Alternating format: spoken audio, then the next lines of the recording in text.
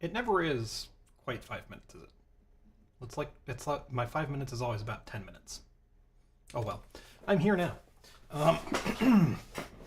and I'm glad to see you guys. There's no one in chat yet, but as usual, let us get this dropped over into.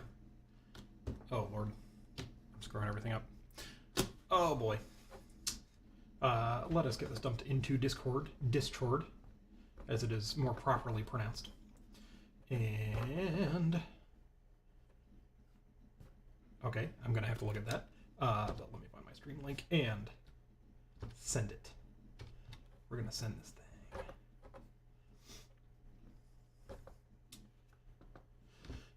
Baby is asleep, so hopefully, fingers crossed, I can get this through the stream without waking him up with a bunch of noise like an idiot. All right. Everyone. Nope. I mean, yes to Wereworm, but Wereworm's already here. Evening, no sound. That might be on you. I wish somebody else was in chat right now because I'm looking at my audio meter and I'm seeing voice. Oh, okay, good. Confirmed. Sound is okay. Excellent. Wereworm says, "Yep, it was me calling me out, man. Come on. How about you get your own house together?" Yeah. Anyway, everyone, I'm live. Go see that. K-bot. Oh, right, that is that. Anyway, yes. Small Discord, lots of good stuff. It is largely AIO Incorporated talking about hard drives. I appreciate the enthusiasm.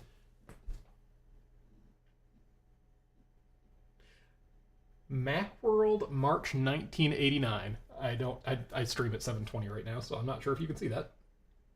But that's what the screenshot says. So this was a thing in 89. That's amazing.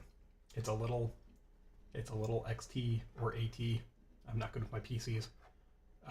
Shaped expansion hard drive expansion chassis for a Mac SE. Brilliant. Always great, Dave. Okay, so getting to the point of today. Ooh, that camera is apparently not working. Because it's not plugged in. Anyway, yes, the plan for today. What are we doing? How are we doing it? Recap on last time. Last time we managed to, well, I kind of forgot where I was at last time because it had been a couple weeks since we had streamed. However, today, my recollection is last time, basically we had gotten the board more or less working. We had gotten the new character ROM working and mapped properly, and mirroring properly and all of that good stuff. And we had gotten the program ROM mapped just across the whole cartridge space. And so it was working, but we didn't have the floppy drive or anything mapped in, and definitely not SRAM, which we still don't have SRAM, but that's we'll get there. I feel like just doing software stuff today, so yes. And I've got a lot of stuff on my plate right now, so I probably won't make this one too long, but we'll see how it goes. Also, it's the holidays. Gotta do Christmas things and whatnot. So, but yes. So last time we ran some more address lines to the PLA that's on the card, and now we should be. I'll look at WinCouple in a second, but I believe it was. I believe I have the floppy controller at the low. I think it was like 256 bytes of cartridge space, and we appeared to be reading and writing to it. It still didn't work, but it's never quite worked, so that's that. But I guess that's what we're doing today. As a preface, because I have not been spending the time that I should. Well, I don't know. this is my small little hobby project that I'm very chuffed that people have chosen to join in on and pay attention to. So I guess it's really just me deciding things for me. I shouldn't put pressure on myself. This is not my job. But I've been otherwise occupied with a different project that I've been talking about from time to time. I need to get this camera working. Sorry, 1 second. Video capture device. What a perfect name.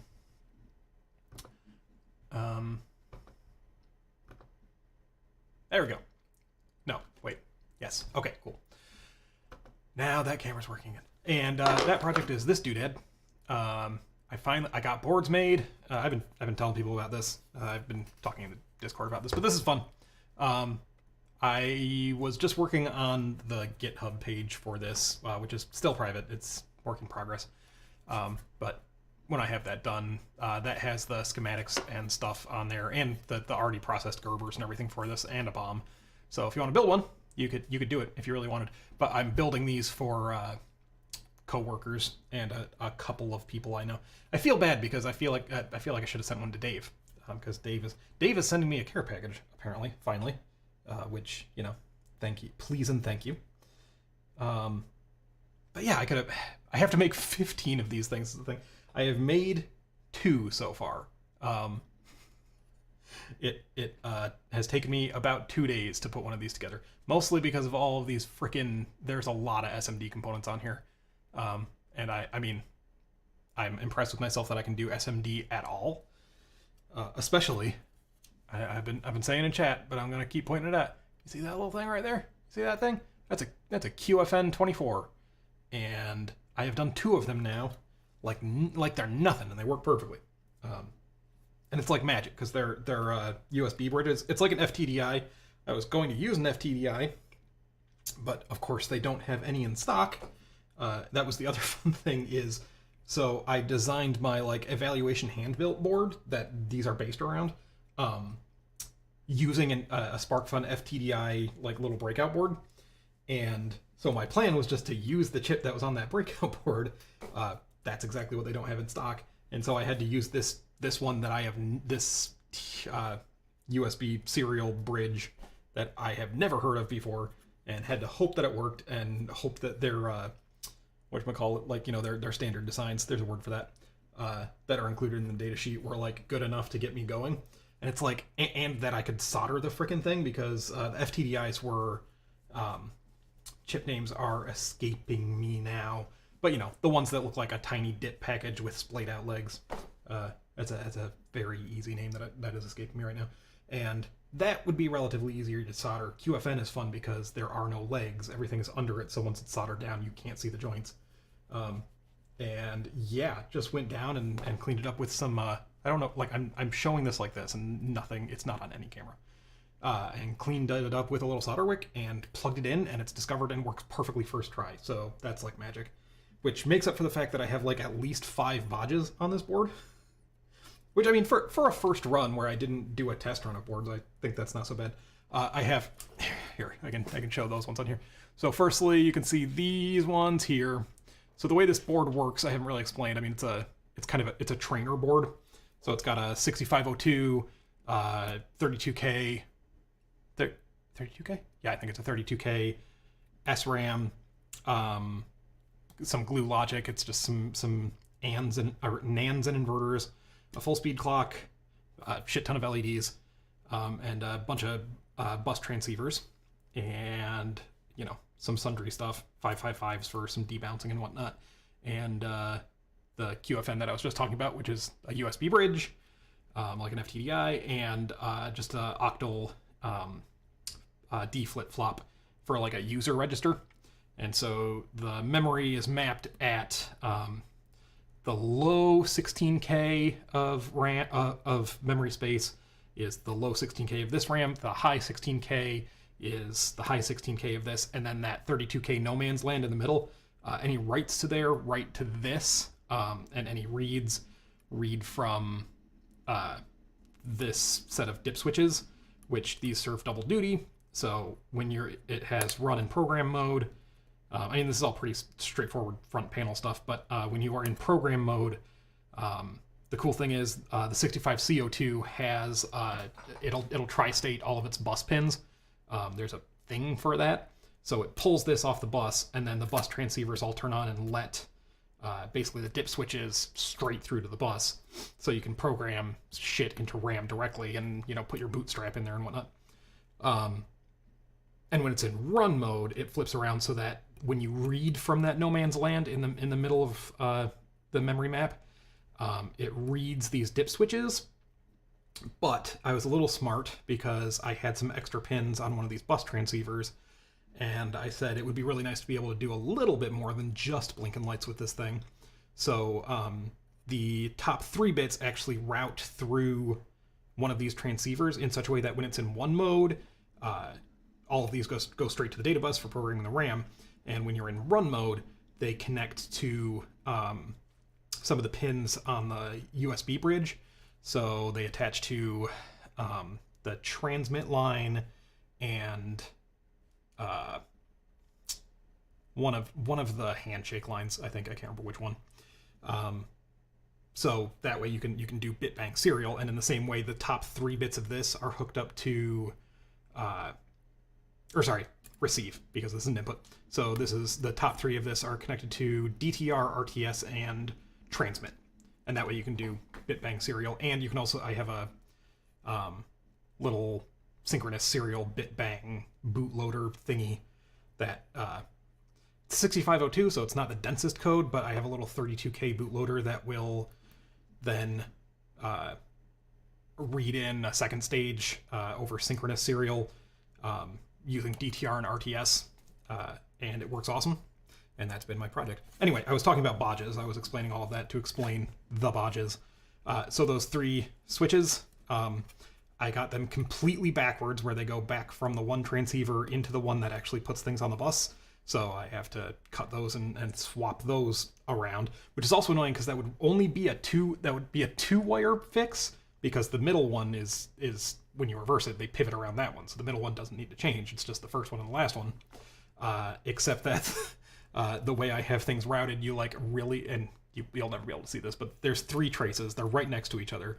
They're exposed in such a place where you can cut them, in not too difficult of a manner, but it's basically impossible to cut them without cutting all 3 of them. So you just have to do 3 bodge wires. So whatever.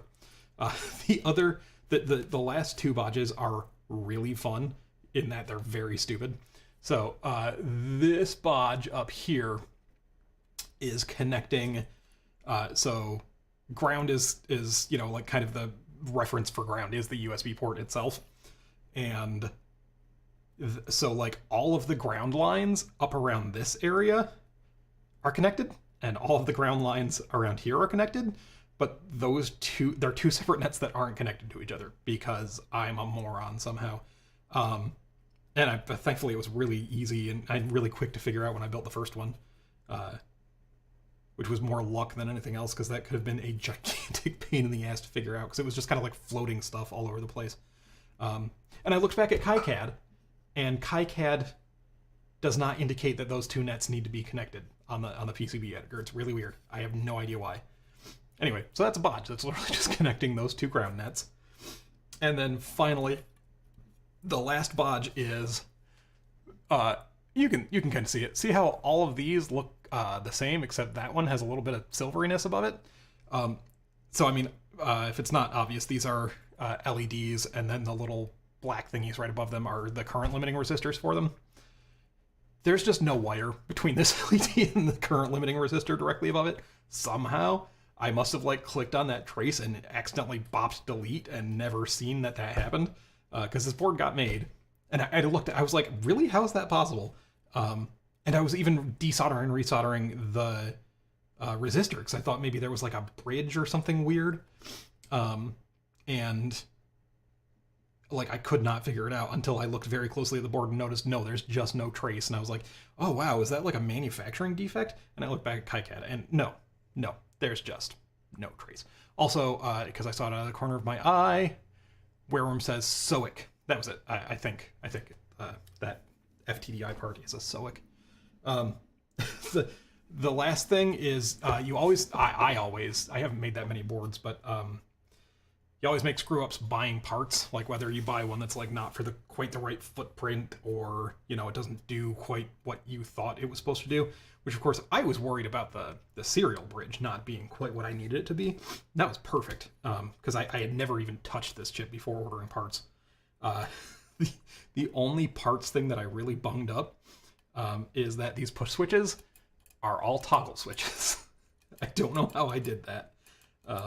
Yeah, they're click on, click off toggle switches, which is kind of fine. Like the 3 buttons on here are reset, which literally just pulls down the reset line on the CPU. And that's kind of fine, because like if you want to reset and then like step a few times to reset the thing and then take it out of reset, that works. And for stepping, that's not bad too, because you can kind of, discretize your 2 cycles, your high cycle, low cycle, high cycle, low cycle, sure. But the deposit button is just weird, and especially when I'm giving it to people who are less hyper nerds than I am. Like, I just have to tell them, if you want to deposit something, click it once, and then you have to unclick it before you do the next deposit, because I bought the wrong shit. Which I think will be fine, but it's just silly. Okay, that's enough of that. This has been my fun project. I'm very happy with it, because it's the most ambitious board I've ever done. I've not done this much SMD. I've done SMD once before, but this is my second go at it, and it's like 130 between caps and LEDs and resistors. It's like 130 SMD parts. It took me about an hour and a half when I was doing this one. This is my second one. It took me about an hour and a half just to apply paste and stick all the parts on. And I'm pretty sure I'm gonna have to order extra parts. You can probably see also my desk is all messy because these are just reels of SMD parts. Because I've been assembling things here. But that's the end of this. I'm sending these out. I'll let you guys know whenever I am ready to launch the GitHub page, in case anybody wants to build one. But it's a simple little trainer board. I have a lot of fun playing with it. It cost about $50 a piece to make, if you want a rough estimate of how much it would cost to build you one. Of course, that's my breakdown. If you're gonna get a PCB made, you're gonna get one made, and it's gonna cost you like probably $30 to $50 just to get the PCB made. So anyway, not important details. What is important is that I double check on chat and we get into some floppy software here, because it is time to do it to it. I'm feeling quite good. The floppy controller is back up and running. What I want to do today is the same thing I've been doing for the last several months before everything went to hell, and that's just whacking at the frickin' floppy drive until it works, which it so far hasn't. So let me catch up, and then and also I meant to bring down a bottle of sparkling water, so I'm gonna do that. Taco Man said, hey, long time not on the stream. Good to see you, Taco Man. I do always enjoy having you in here. So I'm glad you could make it. Dave said, I always put the wrong footprints for parts. Buy parts that have different pin layouts in the footprint I used versus the footprint I referenced in the datasheet. On that note, actually, I did almost the exact same thing, except different. There's a friend of a boyfriend of a friend who I was trying to teach computer shit to. And I was like, I'm gonna order you all these parts, and we're gonna slowly breadboard you up, basically like kind of what that thing is, so you can understand things at a pretty low level. And so I was like, all right, let's order the cheapest LED bars off of Mouser or DigiKey, whatever I was using at the time, and we'll just it's perfect because if I can find like an 8-segment LED bar graph kind of thing, and have 3 of those, then you got one for the data bus and one for the address bus, and 2 for the address bus, and there you go. And I ordered them just on the assumption that they were all going to be, like pin 1 is the anode, pin 16 or whatever is the cathode, because of course I order them without looking at the data sheets, and then like our first lesson is just sitting down figuring out why these things don't work, and it's because they're the most bizarre things I've ever used. Firstly, it wasn't even a bar graph. It was just like a bunch of LEDs under a frosted cover for some reason.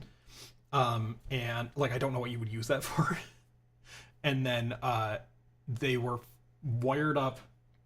Firstly, it was a pattern where it was like pin 1 is the anode, pin 2 is the cathode, pin 3 is an anode, pin 4. Except that it was even weirder because it was something like pin 1 is an anode, pin 2 is a cathode, pin 3 is a cathode, pin 4 is an anode. Like there was just no rhyme or reason. It was the most insane thing. Anyway, there is no point to telling that story, but I have told it now. Derek Koenigsberg is back in the house, and he says, I used to say for every $50 you spend on making something in electronics, you spend another $50 making it work after having first wasted $100 on failed attempts. That seems about right. I've been trying to keep this project relatively cheap, and I was really excited because I felt like I was pretty on a good track with my timeline. I was like, I might actually have enough time to like have a batch of boards sent out, figure out the problems with them, then update the schematic and do a second batch. And then I remembered that it's all setup cost, so it would cost me, $130 twice or whatever, because I got 15 of the cheapest build that you can basically get on a 2-layer PCB, so it wasn't that bad. But it basically would have been $130 twice, and I was like, I just gotta bite the bullet and do it once. And I was really looking forward to like doing the proper, review, update, Rev 2 cycle. But anyway, Wareworm said, I think you can modify the toggle switches by removing the little metal catch. So, an astute observation, and one that I had too. I don't know if you can see this garbage here. Well, this is part of a tube of chips. So this is a graveyard of toggle switches, of which, of course, I bought exactly 15 times 3. So I'm already going to be missing parts on my final board, and we'll need to order more. These have lost their spring or their contacts, or yeah, because I was doing that, and I was like, oh, you can totally do that if I take out the little well, this thing. Here's one of them. Well, I can't pick it up because it's tiny. Anyway, it basically looks like a piece of a paperclip. There we go. And seeing as I have to build 15 of these and it's taking me like 3 to 4 hours to do one, I'm just letting them be toggle switches. I was losing too many of them and it was taking way too fucking long to do it, so yeah. Dave says, I flew $160 on boards that had the wrong thickness and had the wrong footprint for an SMAF diode. What's SMAF? I'm not familiar with that, but yeah, that sounds about right. Oh yeah, so the board I did, which is the last board and the only other board I've ever had like sent out for manufacture, which was the VAX peripheral adapter thing. I think I've told this story before on stream, but I was pretty impressed that I got that one working, like, more or less first try. It doesn't even have any bodges, but it's also really pretty simple. The one thing is I added a sync on green splitter to allow. Normally the VAX expects to work with a sync on green monitor. It doesn't have a separate H-sync and V-sync line. So I was like, well, if I'm sending this out to people who are just going to have like VGA monitors they're plugging into this, it would be nice for me to like put a sync splitter in there. And so I just looked up a sync splitter circuit and bought the parts for it and slapped it into the schematic, and it worked perfectly. So yet another one of those. I have no idea how that happened. And then on the flip side, somehow, some fucking how, on that one, unlike this one, I wanted this one to be able to see the traces very clearly, as in the aesthetic thing. So there's no like ground plane. It's all just straight traces. That board, I did a ground plane, and then managed to not connect any of the shield, like solder, like the shield parts of the footprints for any of the parts to that. So like the incoming ground from the VAX is not connected to the shield ground of the VGA, and so on and so forth. It's fine. It's just stupid. And Dave said EA for Chinesium. SMAF is a diode footprint size. I put 0805 footprint, which is like 60% the size. SMAF is SMA, but folded, not helpful. So I've never bought SMD LEDs before. Do you know what the footprint on, I mean, this, if you've done this before, then you'll be like, yeah, no shit. But I've never had to buy SMD LEDs for anything. Do you know what the footprint of those LEDs is? It is PLCC2. Yeah, like this is a PLCC 40 something or something. That's PLCC. Y'all have seen PLCCs before. Those diodes are technically a PLCC2, which makes me really wonder if like they make a PLCC2 socket. But yeah, officially that is what the footprint is listed on, and on the data sheet everywhere. It's not like a Mouser mess up. It's just that's the name of the footprint. I don't know, but they work. I just thought that was fascinating. Okay, all of that out of the way. Let me run. I'm gonna get the sparkling water. We will get this thing fired up. I will get the window back over here. We're gonna this floppy. That's what we're gonna do. Note to self, what I'm thinking is let's start with the GoTech, because that's what we were gonna do, because it should be more reliable. But I think part of the thing with the GoTech is that the GoTech has to boot up first. So I think the GoTech isn't fully booted. We're kind of having like we've made the reverse problem for ourselves now, because I am using the ATX power supply to power everything, because that way I can turn on the floppy drive and the NES at the same time, because we were having issues with the floppy drive initializing itself when the NES was not on. That was screwing shit up. But now if I want to switch back to the GoTech, firing everything up at the same time, the boot code is like first thing immediately trying to access the floppy without any delay. And I think that's problematic because the GoTech is still booting up and isn't ready to respond for a bit. So I think what I want to do is, I don't know, add like a monitor command or something, or maybe I think the monitor has like a jump command, so we can maybe just put a routine in the floppy read routine in ROM, but not call it first thing, and then we can jump into it from the monitor or something like that. That's what I'm thinking is the first thing I'm gonna try. Anyway, BRB.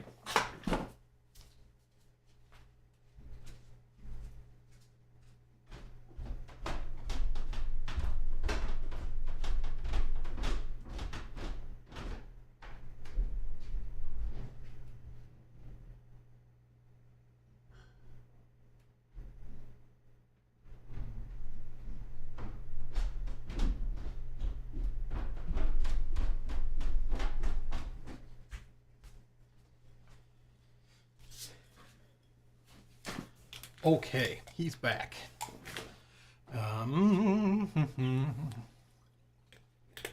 Let's get all the wires hooked up. Or I believe, yes, the solder sucker is plugged in. And we need to swap over to the ATX power supply. And swap power over to the GoTech.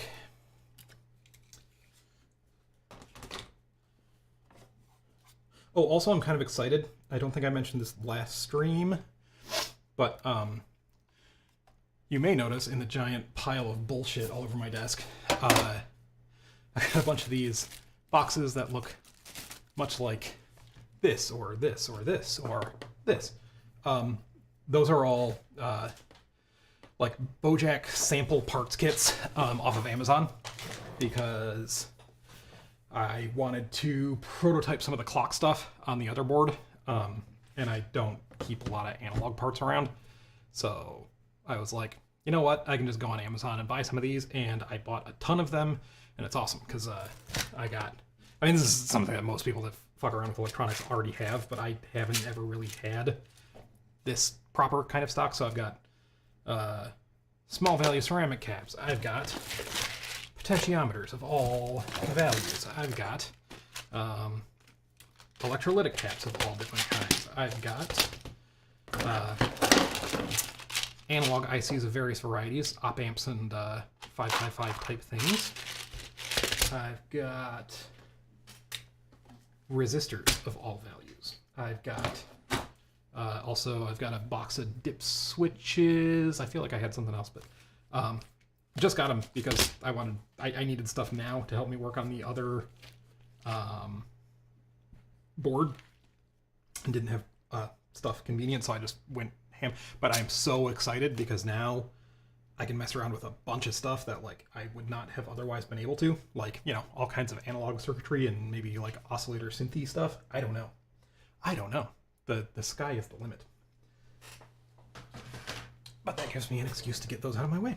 Okay, I don't think the NES is plugged in. Let's do that. Groovy. Let us put some kind of something under here so that this doesn't just like constantly short out. There we go. That'll work. Let's put the Gotek over here. Let's plug that in. I think this is the right way around. We're bound to find out when things explode.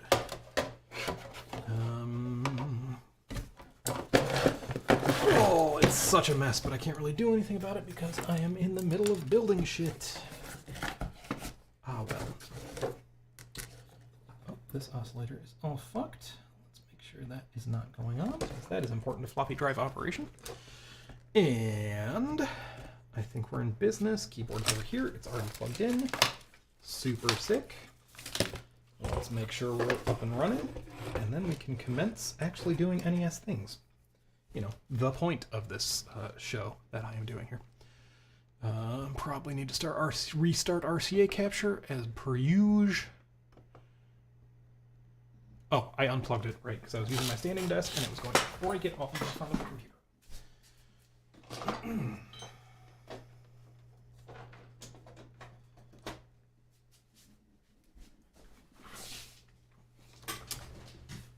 Okay. Still not showing up in the list. That's fun.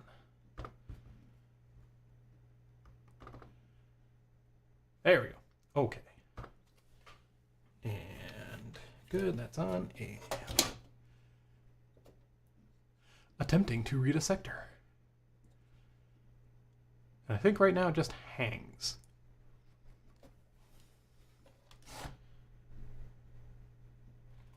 The Gotek doesn't really seem to be doing anything. And I think it's just hanging. Oakley dokley. That is what it is. So anyway, I guess we can turn this off and start looking at some codes. Dave said, if only you had a reset on the S. All right, smart guy. No, really, if only I had put a UART on here so that I could download code into NES RAM on the fly. That's a thing. That would be cool. Oh, that's fascinating.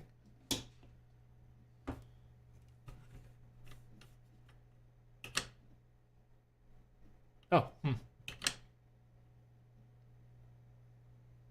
Did it really, though? Oh, I see the point that Dave makes is obviously I wait for the Gotek, I wait for everything to fire up, and then the Gotek's already up, and then I hit the reset button. Duh. Well, I'm curious, where was I putting this? 0200? Let's check real quick. Was it 0200?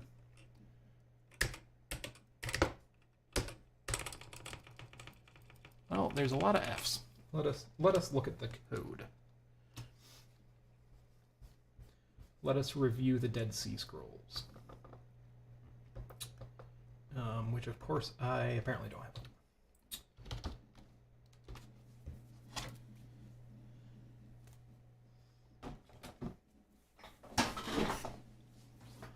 Yada, yada, yada, do-do-do-do-do, FDC high buffer address, or FDC high buffer address and FDC low buffer address are defined as something.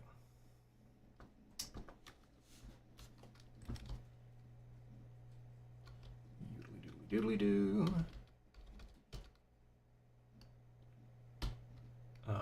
Oh, right, so those are at 10 and 12 in the 0 page. But then I initialize them to something.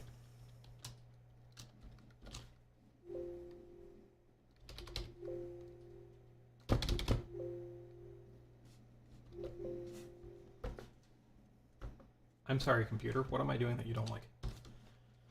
It's like it just activated another app on me. Anyway, probably the hackers trying to get at me again. FDC low buffer address.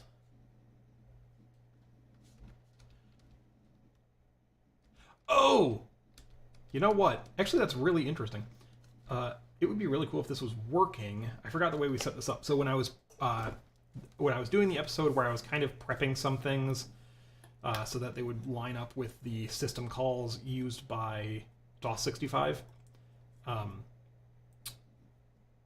I had taken the setting of the destination buffer address and moved it out into a separate function, and I bet money I am not calling that in my floppy read code right now. So it'd be cool if it was totally working and it's just like throwing it out somewhere in space because those addresses aren't set to anything reasonable. Let's find out. Oh, you know what? Actually, we can look here really quick because those are set in the 0 page. So I think that was at 10 and 12. Let's see. 0, 0, 10. 400. So maybe it is getting set. Maybe I set it to 400. And then 0, 0, 12. Yeah, looks like it does get set. So that's cool, and I'm just looking in the wrong spot. So let's see what's there then. 400. Oh, don't you cry for me. Oh! I don't know if that's right, but that's cool. Are we back to a place where this is working just fine? Because if that's the case, that is a great way to kick off this episode. Okay, let's think about this. We are looking for... Did I put... Because I can't remember what's on this floppy image anymore. Did we put like 55AA in the normal location? Let's see. So that would be 05FE.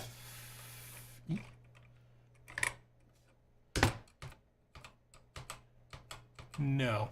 Interesting, but that is clearly the end of the thing.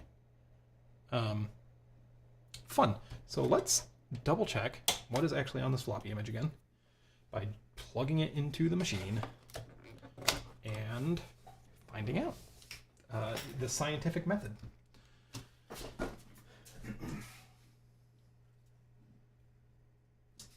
I am rapidly running out of USB ports on this machine. I don't remember what everything does now. One of these is for the studio display. One of these is... Oh, I got a free one. Nice. Assuming it fits. Sure.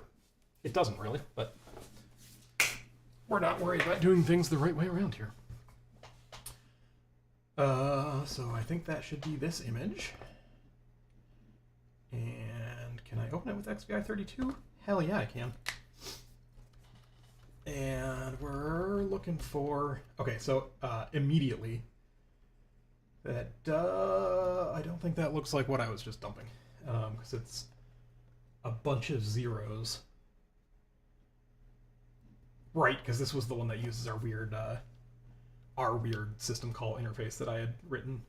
That's right, using break like a crazy person. So, yeah. I don't think I read it correctly.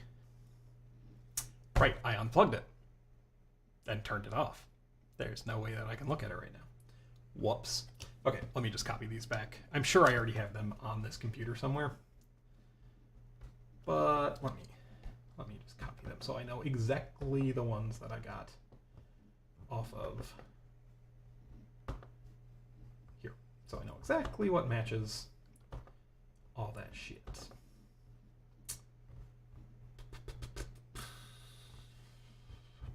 Documents. I can do this. It's just a PC. NES. Let's just put them here. Why the fuck not? Actually, you know what? Let's not do that. Let's make a folder.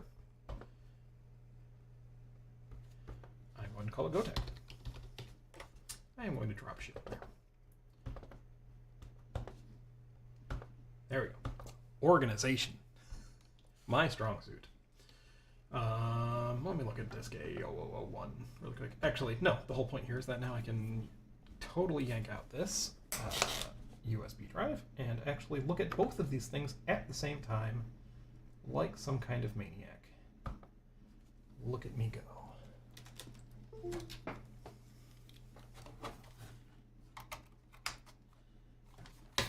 Cool.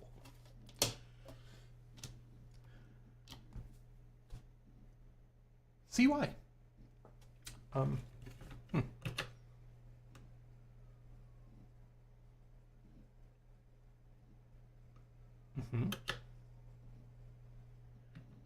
And then it just doesn't start sometimes. That's what I was seeing before.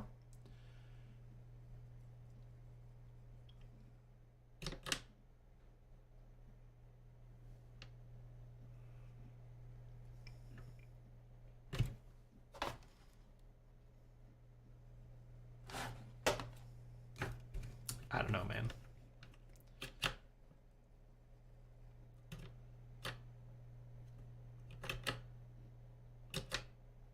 I think something is effed.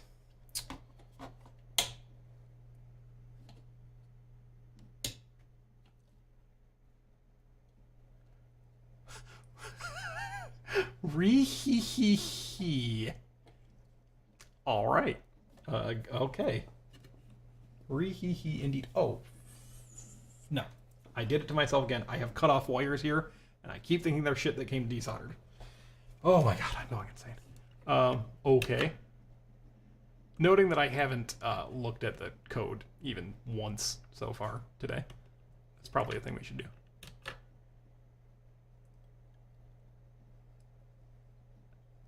See, this is the part that concerns me. It should just be starting from the boot vector and printing a string. So what is going wrong on occasion here? I feel like we were seeing this right before I completely restructured the board. And now it's back again.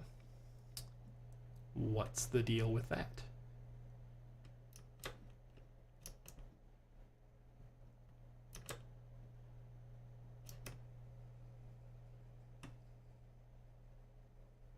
F.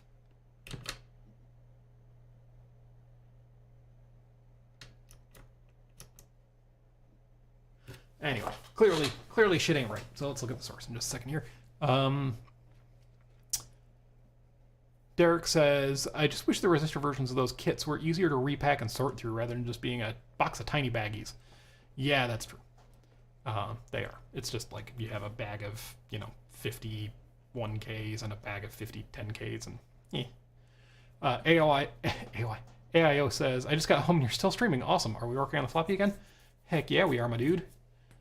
We basically just got started. Dave saying I've only had a reset on the NES. Santiago's here. Says, hello, long time no see. Long time no see indeed, Santiago. Dave says, only F's given. 88T says, sector wins. Fatality. Now you're making me want to play some MK3. Says, time to break out the logic analyzer. Also, I really do think you should just be using the PC power supply there to run the NES as well. I am. Consistent ground and 5 volt is important for analog signals on the floppy side of things. Yep, and they are both running off the same power supply. So, now you know. Okay. Where do I begin? I don't really want to bust out the logic analyzer.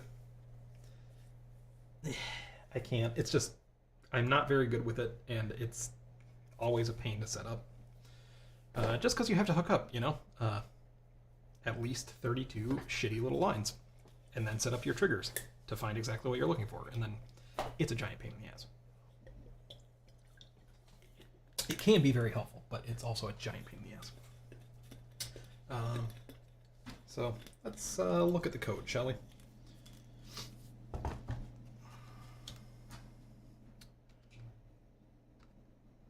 Here we are. All right, what are we doing? I want to know, because is it that, let's go to the entry. Remember what the fuck we were doing. blah, blah, blah, normal housekeeping stuff that we've read a million times. Doodly-doodly-doo, yoodly-doo, yoodly-doo, yoodly-doodly-doodly-doodly-doo, yoodly-doo, yoodly-doodly-doo, yoodly-doo, yoodly-doodly-doo, yoodly-doo, yoodly-doo-doo. And then we're going to do attempt read sector 3 times, which is odd because it always just either hangs or prints garbage. But what I really want to see is... Okay, yeah, so there's go to monitor at the end of this. And so we should, if things are failing, be going to the monitor, and we are not. The other thing I wanted to see is... Oh, we are doing a jump to 200. Which is funny because I am not at all setting.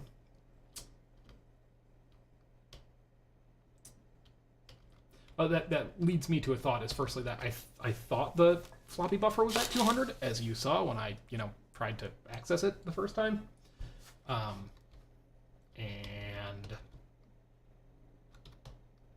went way too far. And yeah.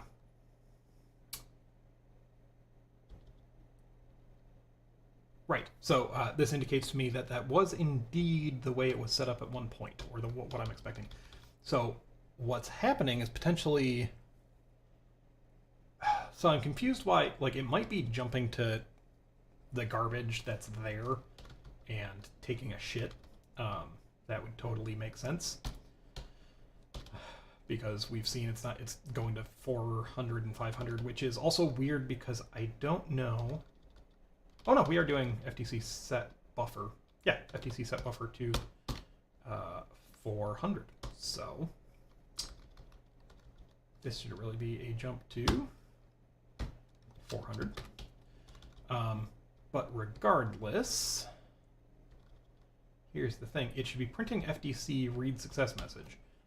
And we only saw that like 1 or 2 times.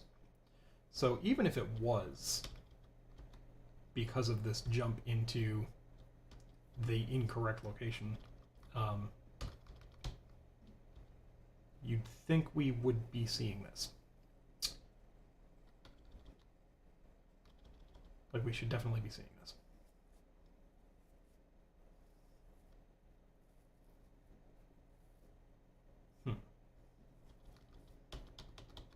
Should I just build this with that change and grip it and rip it, maybe?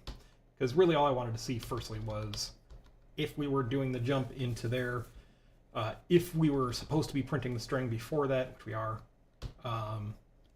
Those are the 2 main things. Or if we're just supposed to drop straight into the monitor, or what.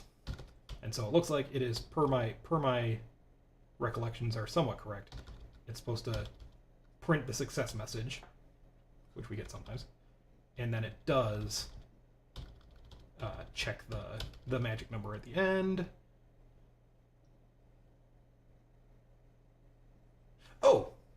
Oh, wait. I checked the wrong spot. I'd be curious if that really did load bright the first time. Oh, apparently I cleared out that XVI32. I don't know really why I'm looking at this. It's definitely going to have the magic number in it because, like, that's the whole point of this image. But there's one thing I forgot, is apparently... Oh! No, there's a lot of weirdness going on here. Because it's... So this line, at 3FE and 3FF, it's checking for 1, 2, 3, 4. But that would only make sense if the buffer was starting at 200. And it's not, it's starting at 400, so we need to update this. This should be 5FE and 5FF. For a second I was thinking, like... that wouldn't have made any sense either, but I was... Well, I guess no, it still wouldn't have made sense. At first I was looking at that 3 number and I was like, oh, interesting, I put my magic number just at the first 256, like the first half of the sector data. Which, no, I didn't. All my buffer numbers are just wrong. But still, I mean, maybe it's a weird code issue. I don't know. But I would be expecting to see this string, and it looks like I usually don't. But anyway, we'll see what this does. I'm willing to build this and just double check.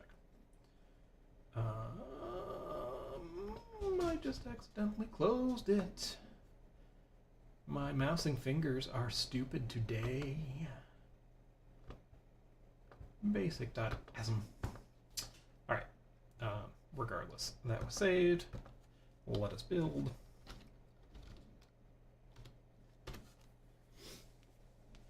And in the meantime, kill this bad boy. Scoozy. Pop out this bad boy.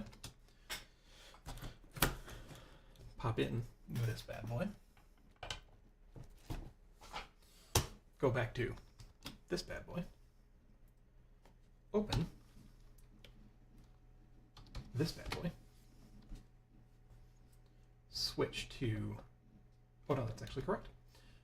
Load. Let's see, we will load this bad boy. We're going to offset to this bad boy. And then we are going to uncheck this bad boy. Almost caught me. That bad boy can't get me. We're going to program this bad boy. And we're going to do that by clicking this bad boy.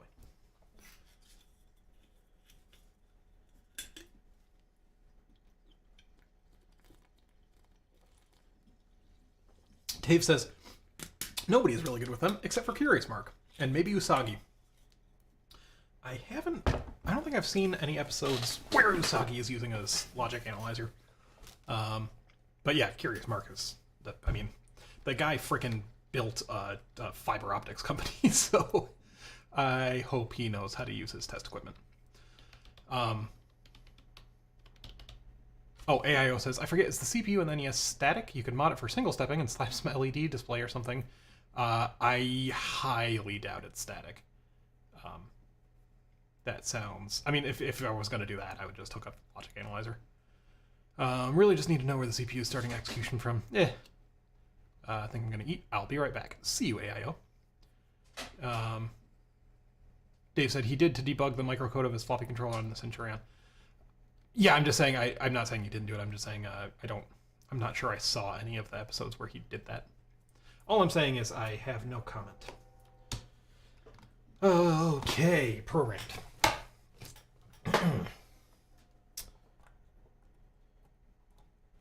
Wiggle, wiggle, wiggle. Silly little chip. There we go. Power on. Just to see what happens. Just to see. Sure.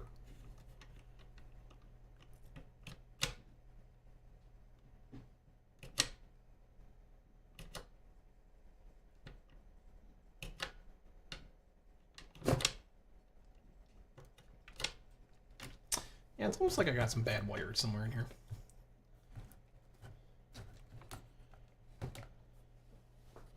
Which, that would be a shocker.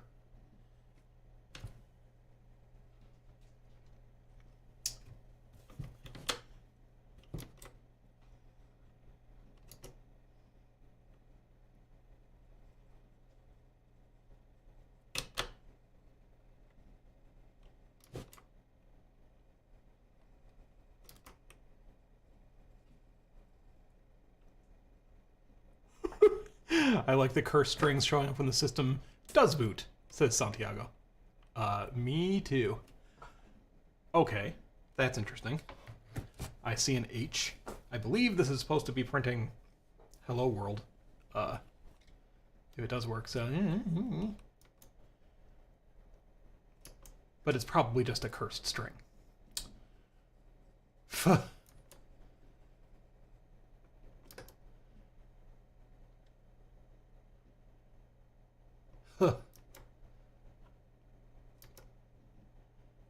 Like, either way, here's the thing, is that didn't make things any better, and I would expect to see that string printed. So, possibly we got ourselves a stack fuck-up thing here. I'm thinking maybe we take it to the emuladora. Let me read a couple things. Santiago said, I bet he just took some snapshots of the activity, but wonder one member of his Discord did that. No comment. Dave says, delay enough blanking cycles to get the PPU stable and floppy ready. I believe I'm already, because I do a wait for the first couple of blanking intervals and have been doing that the whole time, because you need that for the PPU startup. I don't know that that's, I feel like I have cursed bus problems, probably. And I'm not going to worry about them too much right now. I'm not going to worry about the kind of not starting up sometimes thing. Dave says add some more for the floppy. Yes, for sure. That's what I was saying, and I guess let's do that now. I'm just going to go straight to the monitor, and I'm going to enter the boot code, or enter the floppy code from the monitor manually. Doubt it will make that much of a difference, but it's something to do. And again, I can always plug this into the emulator and then fudge memory locations and stuff to simulate things until I understand whether it's a logic problem or not. Actually, on that note, I am curious to. I know it's gonna not work right. But I'm curious what it does in the emulator right now. Because what it should do is, I can't remember if we have a fail message. We're supposed to have a fail message, which I'm also not seeing, but I didn't check the code to see if we're still actually writing that string we're supposed to be. Oh!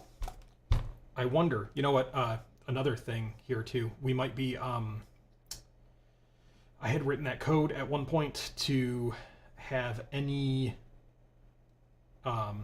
failures in the floppy code where things just like take a left turn, dump us straight into the monitor without saying anything, so that we can look at the stack trace and whatnot. I think we're probably still doing that. That's probably why we've just gotten dumped into the monitor a few times. That is totally possible. Oh no. Oh no. There was a baby cry.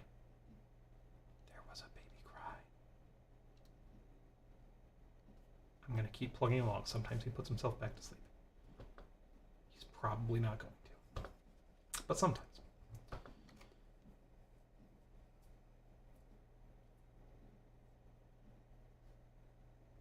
So again, generally I would expect this to fail.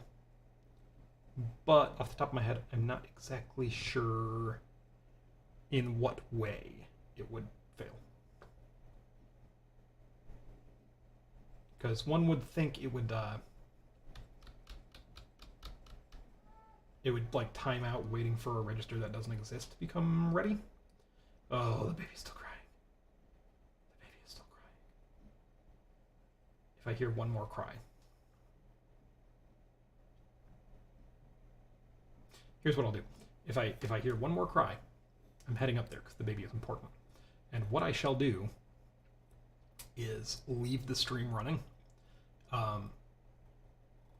but be on Discord so that, like, if I get lucky and the baby goes down in like 10 minutes, I'll just come right back down. But I will message people in Discord, and then maybe Dave and AIO can inform the rest of people if like it looks like it's going to be a bit and you guys should bail, if that sounds like a plan to you guys. Because I just have to go up there and I don't know how long it's going to take until it happens. But we're going to wait for a third wine. Anyway, okay. So, yeah. Do I want to just step through this? I kind of think I do. It's like right here, right now, I'm already feeling weird because it should be like taking a shit in some obvious way. And the fact that it's not means my code is probably in a wrong, bad state.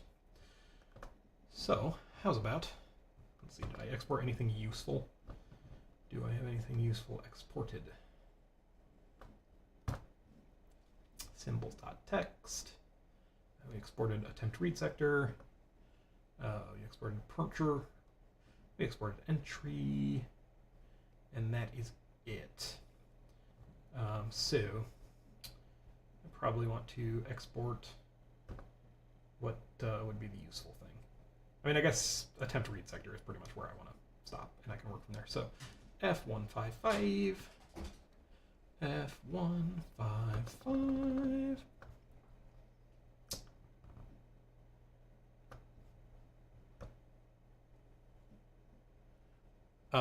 While I am scrolling to F1,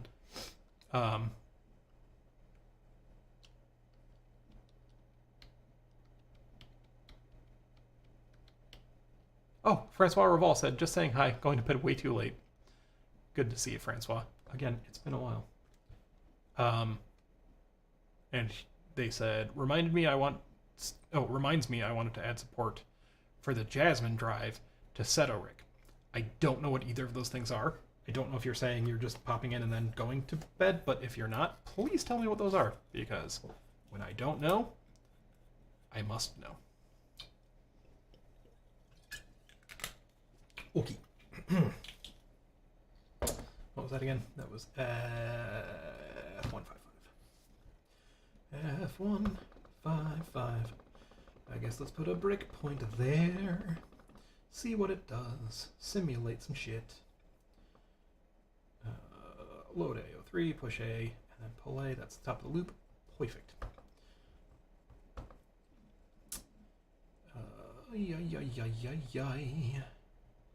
Set a breakpoint. I have forgotten how to do this again.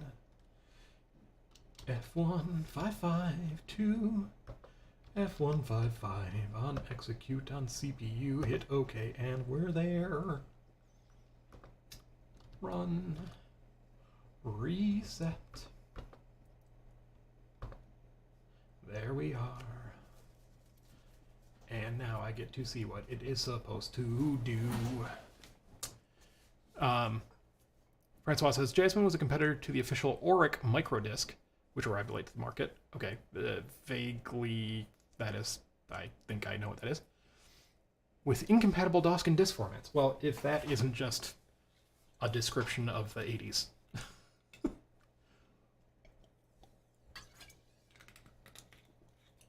Oh my god, I wonder if the baby put himself down. Or the whining woke up my wife and now she's looking after the baby when it's supposed to be my turn, and then I'm going to be guilt-racked. And, yeah, that's always fun. Anyway, so we have got... Let's see if I can do this. Yes. Let's see if I can do this. Yes.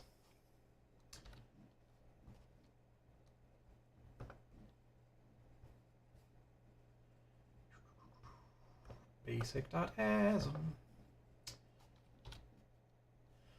And attempt read sector. There we go. Now I can actually keep up with this dang old thing. Right, so first thing it's going to do is it's going to... This bastard. I forgot about this. It tries to keep resizing itself. Watch, every time the screen redraws itself, it resizes the window. Watch it.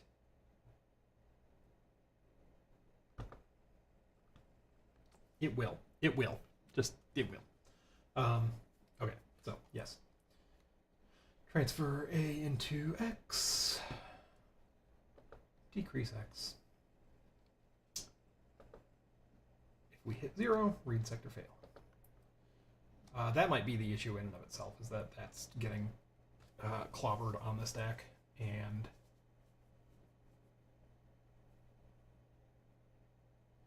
yeah, getting clobbered on the stack, and we're never actually hitting the point where that hits 0. That's a real possibility. Anyway, TXA, push A, now we've got 2 on the stack, and then we, let's see, blah, blah, blah, set up our string, and print it, which I'm just going to step over that call. This frickin' trackpad blows. Oh my lord. It's terrible. It really is. I just want to scroll just a little bit. Just a little bit. Just a little bit. But no. Okay, here we go. Prints the string. Cool. Cool beans. We do FDC init. That's fine. The main thing I'm curious about here is why and where it's hanging, I guess, is where I want to start with. So, I guess let's just keep doing step overs and see what happens. Well, let's go into FDC init, because what I would expect is that it would try to read the status register, which isn't there, and it's just gonna read garbage or whatever. And there are timeout loops in there that it should time out on and exit. So I would expect to see the you done fucked up string running on here, but I haven't. So let's step into that, to FDC init.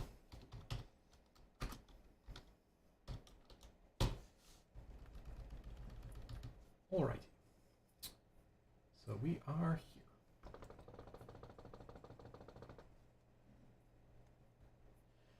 We are putting 0 in A. I don't remember why any of this stuff.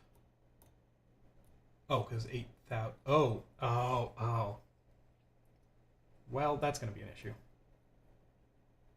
What the fuck? Did I? So last time around, I fixed up a bunch of locations because the FDC is mapped to a new location. And of course, I should just set these to pre-computed constants, blah blah blah. But I had searched for all the places, and in my brain, I feel like I had been searching for 6,000s or something. And now you've got this 8,000 shit. Oh no, I moved it to 8,000. Right. No, that's correct. Right. Because that's the beginning of cartridge memory. So that actually is right. I don't know why that was throwing me. So, anyway, with the way this emulator is set up, that should do nothing. It's throwing bits into space.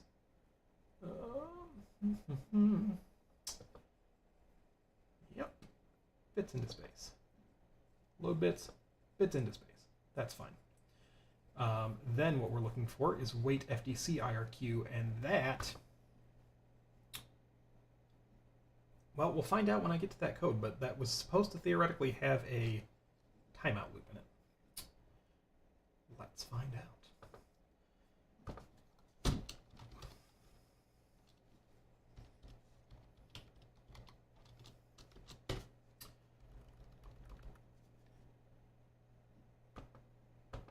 Nope.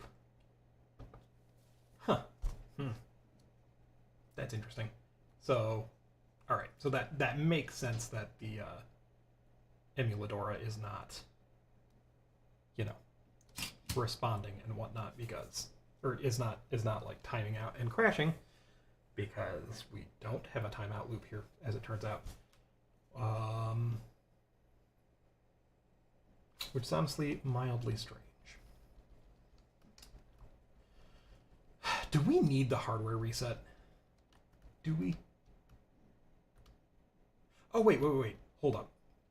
There's a whole extra question. So, surely in FDC init, which, we were in and it had done barely anything, it should be doing the software reset. It should be. Oh, wait, I think that maybe that's what it just did. Look at me completely forgetting how all of my code from a month ago works. FDC init, yeah. So perhaps sending 000C to 8002. Well, let's look at the documentation again. But that might be... Yeah, this might be the bit where it's turning the reset bit off and then back on. I don't know. I didn't document any of things, because why would you do that? So let us go back to OS Dev, the classic source of all things ever.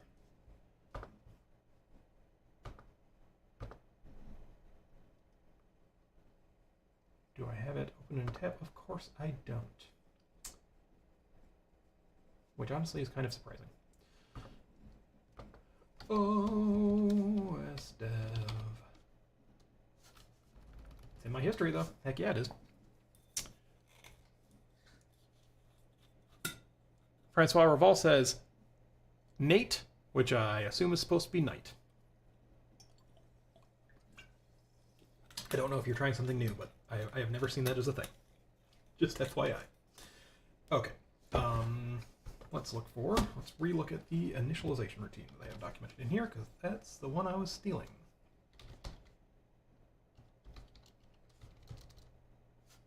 Sure, reinitialization. But anyway, with the actual hardware being so weird, that's the thing that I wonder. I wonder, ooh, ooh, what's in my wonder ball? Yeah,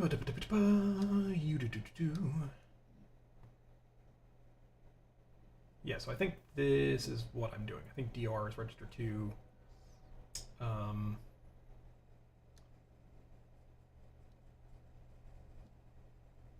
No, maybe not. Let us refresh my memory on what register 2 is.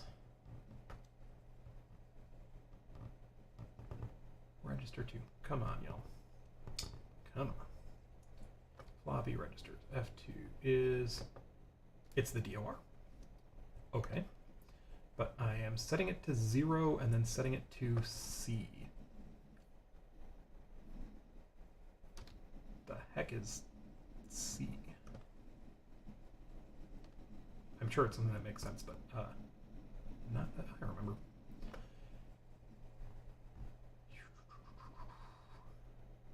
Oh, it's the motor on.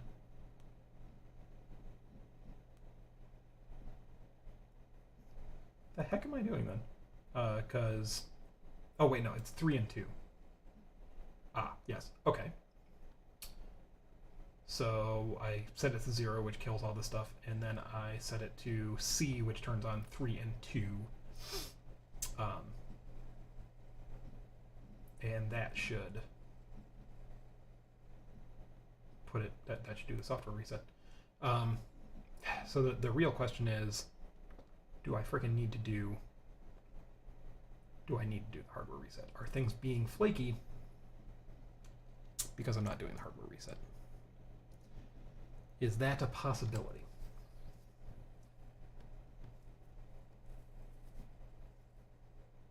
Controller reset. Right, the DR thing. But it does say wait 4 microseconds, which I am certainly not doing. So maybe that's something I should do real quick.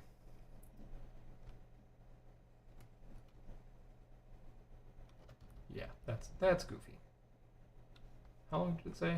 Wait 4 microseconds. Well, that's not very long.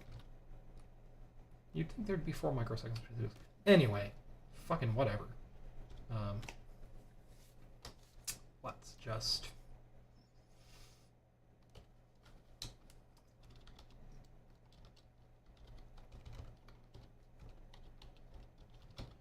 do a little loop in here. Not that this would do anything.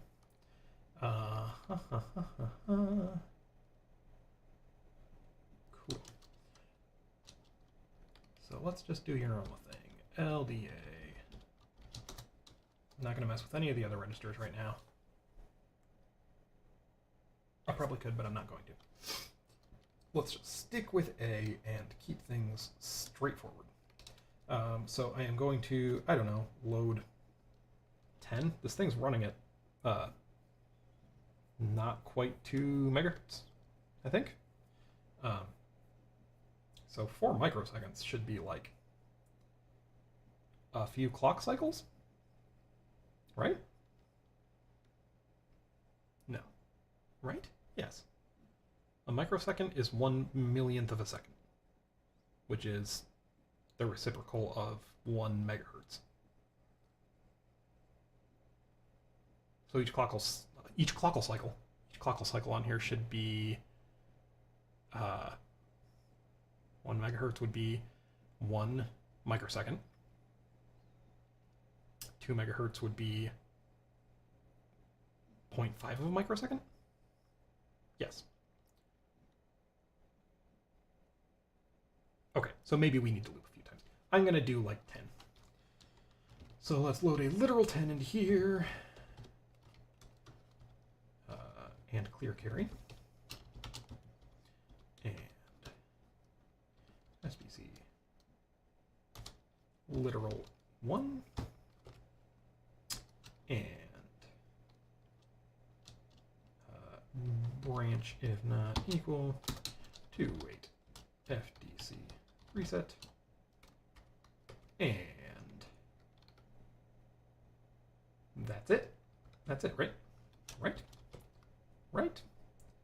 Let's run it through the emulator. That will be really easy.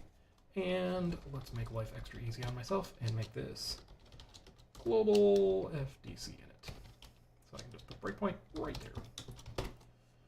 Coolio on the gang.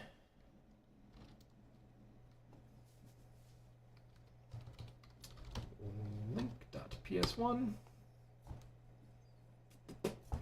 built. Let's check the old symbols.txt. FDC init is at F209. 209, 209, 209. Let's just kill this all together. Start fresh.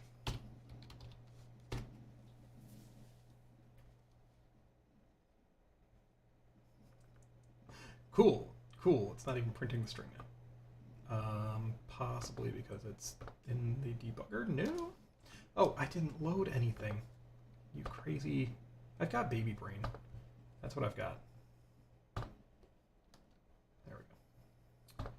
Delete that breakpoint. Add a breakpoint at F209. On execute. Okay.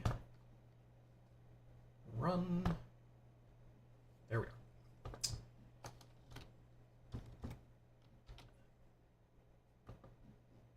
Why is Control B not closing this? Whatever.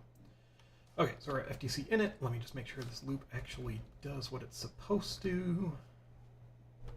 Oh no, baby cries. Baby cries.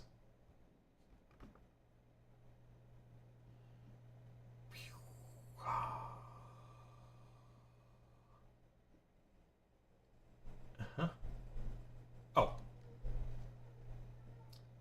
Oh no, the baby's really crying.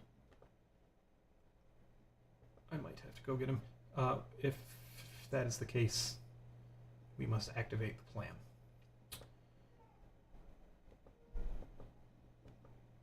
Okay, anyway, this seems to do what you would think.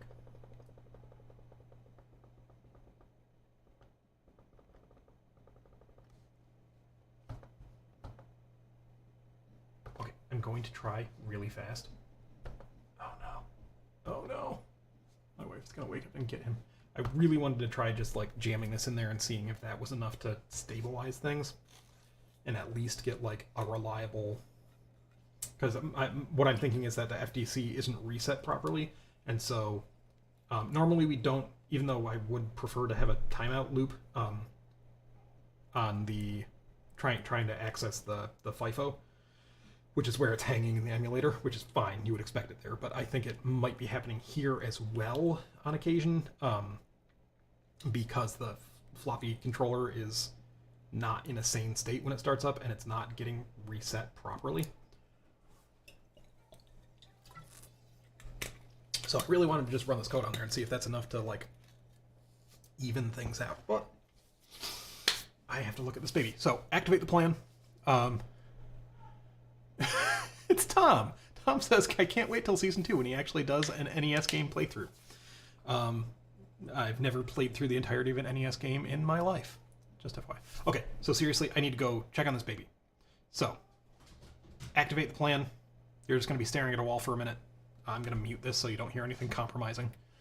And yeah, I will take my phone with me and message Discord, and Dave, let chat know if I let you know this is going to be a dead stream. If not, I'll try and be back in 10 minutes. I am so professional. At least I have a plan.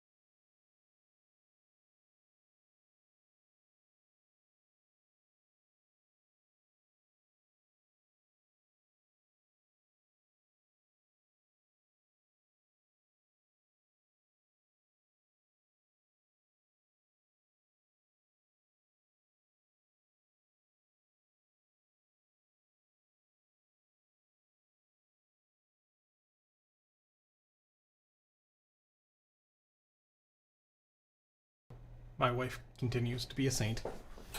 This baby is not having it. He's been real cranky the last couple days. I don't know what's up.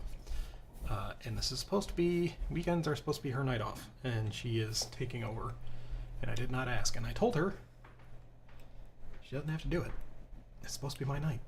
And she says, "You're streaming, right?" And I said, "Yeah. But you know, baby's more important." She said, "Go do it." So, all points to my wife.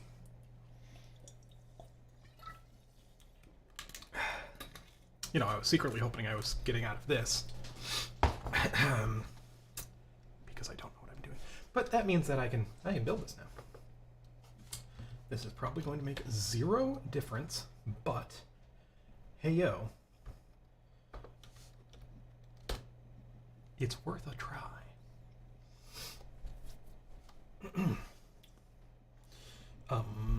Yes, built program time for the programming.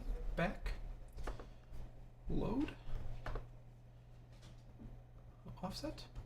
I really wish this would just keep the offset, but what you gonna do? Let's load up a chip. Is this still running? Well, the NES is off. So I guess it is not running. Probably a reasonable assumption.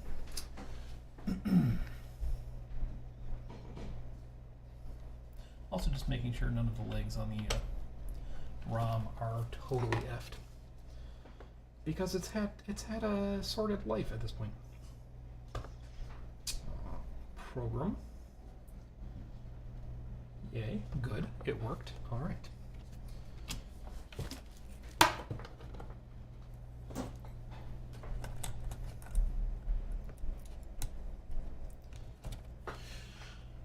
Let's see what it does. Probably nothing of value.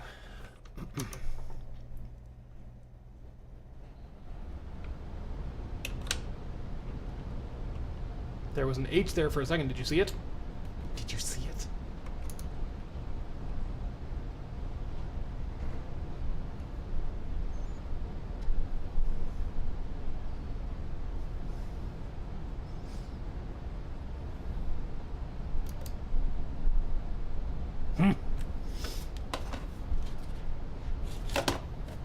Let us reset the GoTech entirely.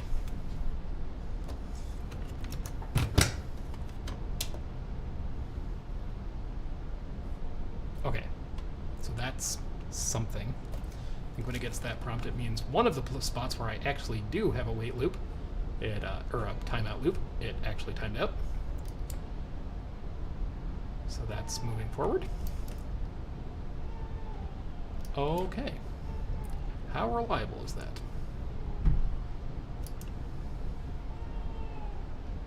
Seems to be somewhat reliable, which is kind of cool.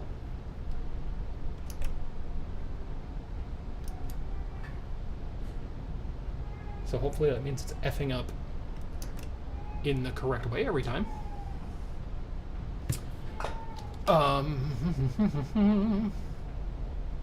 Let us dump the stack. Let's do that whole thing, because we set that up for a reason. Oh my god, I hope you guys can't hear the baby too well, because it's it makes me feel bad about myself and being a bad father. Anyway, right, we're looking for remembering where I put that last stack location thing.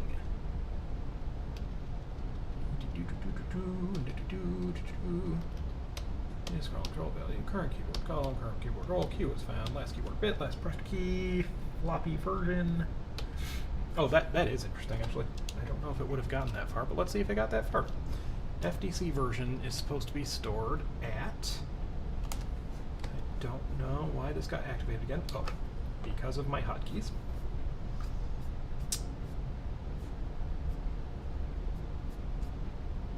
But FDC version is at OC. Let's see if anything actually wrote to that. OC, the OC. OC. You dude. Doesn't look like it.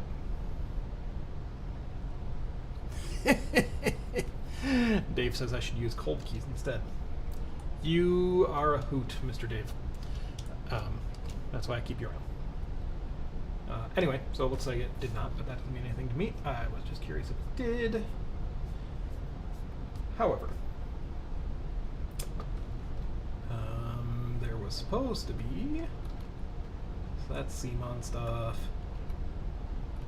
There was supposed to be, oh, is it SP value?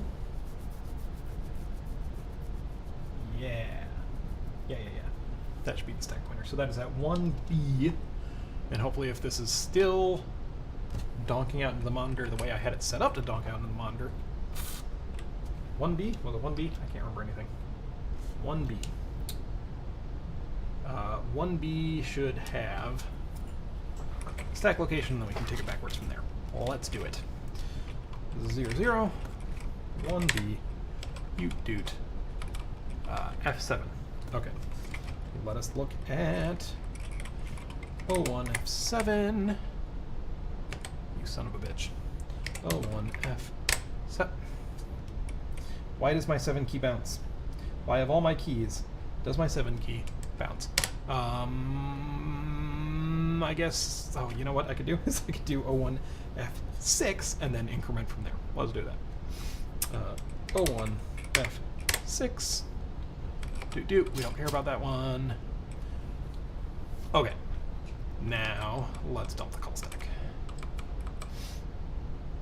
And so that's going to be F7, F8, F9, FA, FB, FC, FD, FF. Okay. So those do indeed, in fact, look like call locations. What is that going to be? F16904.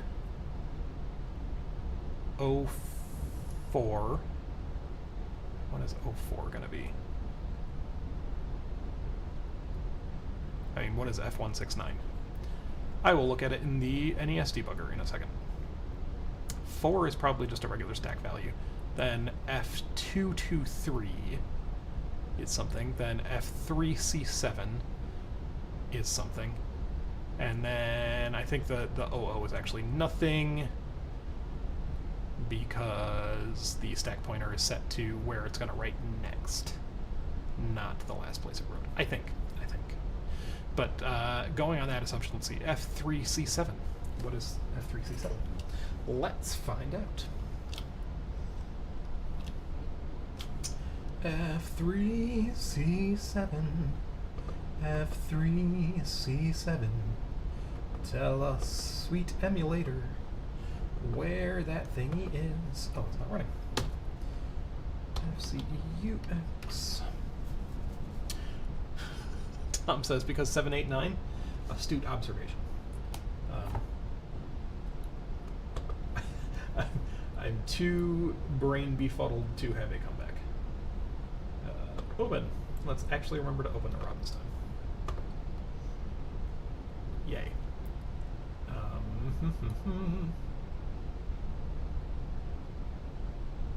Right, what am I waiting for? I just want to look at the debugger so I can see in the disassembly. Oh my god, what did I say it was? It was F3C7 was the last thing on the stack, if that is in fact an address, and I'm sure it is. F3C7 is F3C7. We're gonna have to scroll for a minute. F3C7, F3C7, F3C7. Why won't you scroll? F3C7, F3C7. Please won't you go? F3C7, F3C7, F3C. Okay, so is that means that it would be returned to F3C8, yeah? And these look familiar, 3 JSRs in a row. I feel like I should know where it's definitely in floppy code, which I mean, obviously, but oh, is it in it? I know there's a place where there's 3 JSRs directly next to each other. I mean, there's probably several,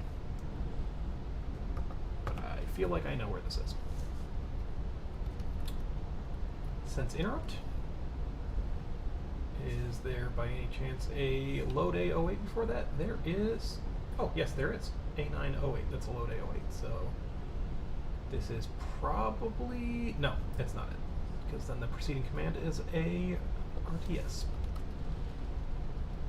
Keep on looking.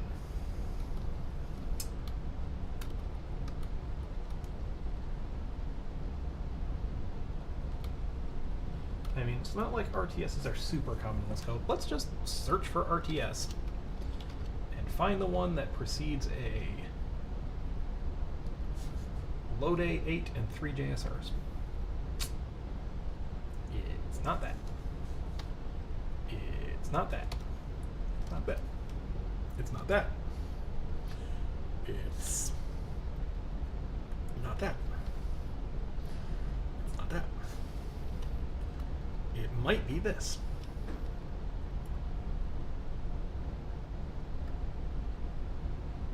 Yeah. Okay, so we probably timed out in a read FDC data. That makes some modicum of sense. And I believe that's what this is doing. So I think this is FDC sense interrupt. I think we found our guy. Load A8, sends that to the command, and then calls read data twice, and then RTSs. So this is our guy. So the last thing that it was doing was the second read FDC data, and it timed out there. So that's interesting. That is interesting, I think. Maybe it's not interesting at all. Should I just try getting rid of the second one? I don't know. The NES seems to be pretty reliable. Let's do it again.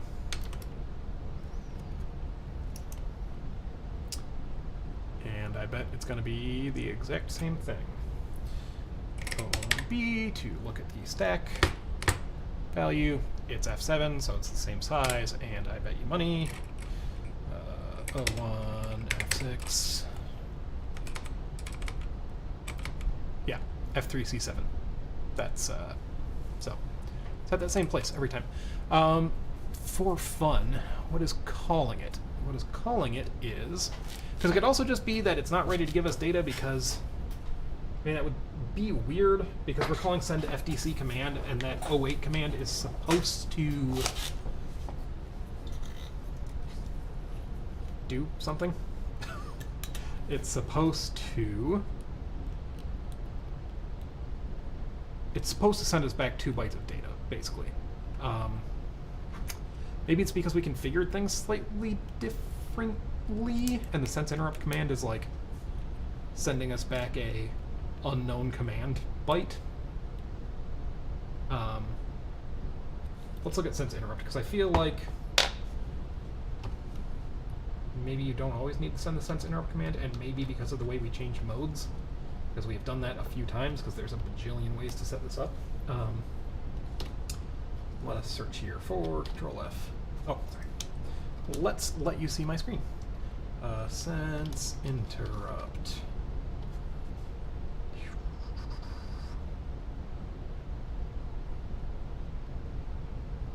Okay, so firstly, the thing that's right here in reset, which is probably where we're at. Send 4 sense interrupt commands required, but only if drive polling mode is turned on. You think we have drive polling mode turned on? Or it could be in configure, or it could be in seek.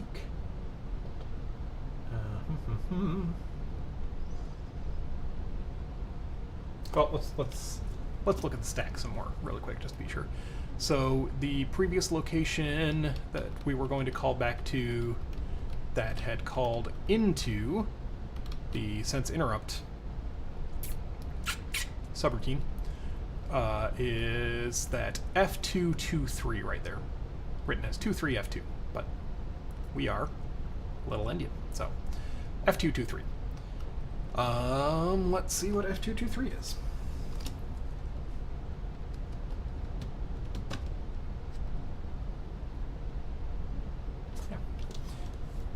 F223, go to the debugger. F223, go to the debugger.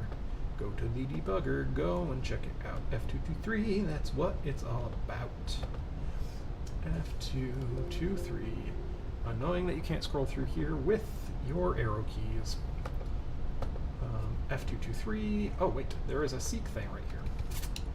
F223. I'm not sure I want to do that.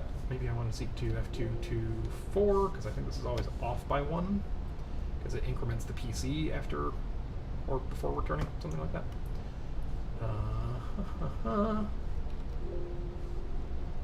Looks like it didn't matter either way. So wow, look at that. There's a JSR right there. And we're going to have to do some more forensics to figure out what this is. Where this is. Well, it's a JSR2 F3BD, whatever that is. But we're looking for any place where there is a load X of 4, then a TXA, and a push A. So let's look for all load X 4s.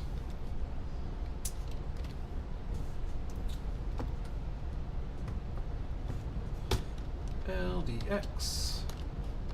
Literal 4. Oh, wait. Regexes. Literal 4.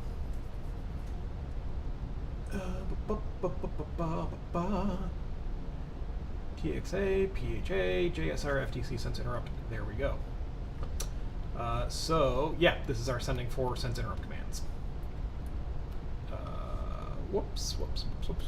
Holy crap, I have lost my way. It was. Oh my god. That's annoying. What was it? Load X. Pound, $, $04. There we go.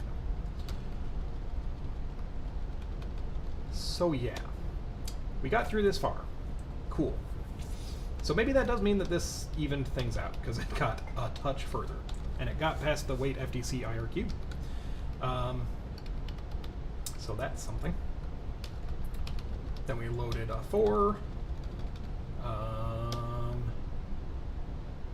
It would be cool to see... Well, that's what's on the stack, right? Because that got pushed right before that, and that's what that 4 is. So we know we're on the first loop, because that... See, there's the F223, which was right at that line where this got called, exactly where we're looking at right now. And then 04 is the X that just got pushed on the stack. So this is the first time through. So it said, my guess is we're not in polling mode and we don't need to do the whole sense interrupt thing. I bet my configuration, well, I bet I didn't send any configuration yet, right? We're in FTC init.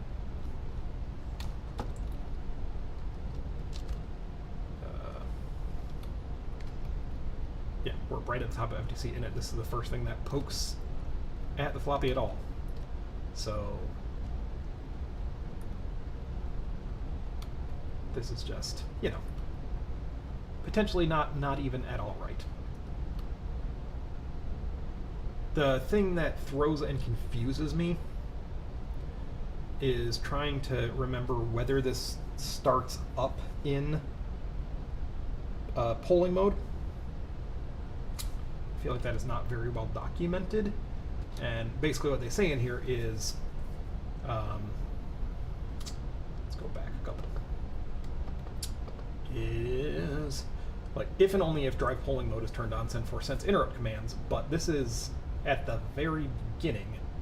So drive polling mode is it turned on by default when you first reset the thing?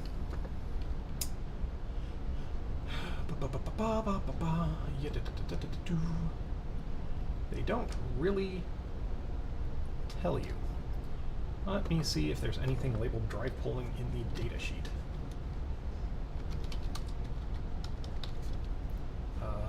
Here, apparently. That's page 43.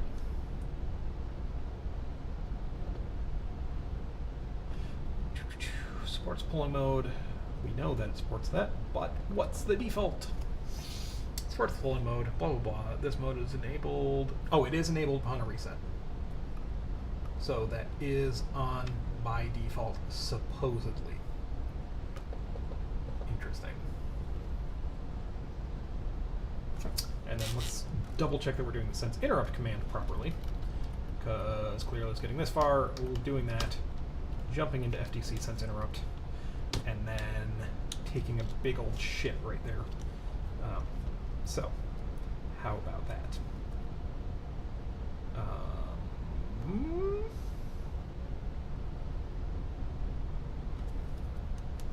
Right, I'm going to the definition of that. FDC sense interrupt clone. So blah blah. That load A is an 8. Does send FTC command, which seems to work. Does a read FTC data, which seems to work, and then does another read FTC data, which takes a shit. Maybe because our drive polling isn't long enough. Could be. I might want to look at that in a second. But let's make sure that I am actually following the correct procedures there. So, sense interrupt, sense interrupt.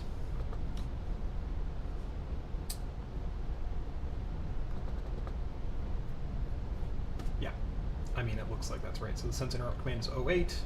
You write that to the command register, and then you read ST0, as it says here, and then you read the current cylinder, maybe. Let's see. Note, if you try and read the result bytes without waiting for RQM to set, then you are likely to always get an incorrect result value of 0. Well, no shit. It's also likely to get your driver out of sync with the FTC. Well, no shit. The correct value... Okay, so there's an interesting thing that I can double check. I don't know the best way of doing that. Maybe I'll just alter the code so that after that first read, I'll just save that red value somewhere and then bomb out to the monitor, and we can check to see if it is what they're saying here. 0xC0 ORed with the drive number. That seems like a thing to check. AIO says, I came, and I know this is a while ago, but I come back after eating a sandwich and you're in the debugger, but way more scruffed looking. What did I miss? I'm always scruffed looking. I don't know if there's more or less. No, you're right. There was baby things, but my wife is on it, and she doesn't need to be, and mad points to her. Love her very much to the end of the earth. Yes. That sounds very convincing, doesn't it? No, I am just like not here.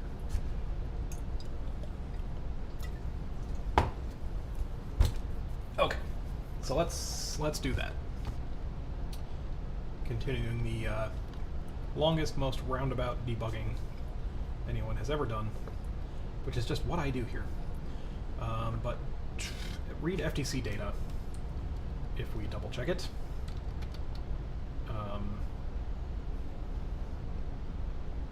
so for the definition of that, read FTC data. Yeah, because it has this next FTC read countdown loop, which it sets it at 256, so that's fairly... Oh, wait, no. It does... There's an inner loop. It counts down quite a bit. It loads FF into A and pushes it, pulls A, puts it in X, decreases X. If it gets 0, it fails, puts it back in A, pushes it back onto the stack.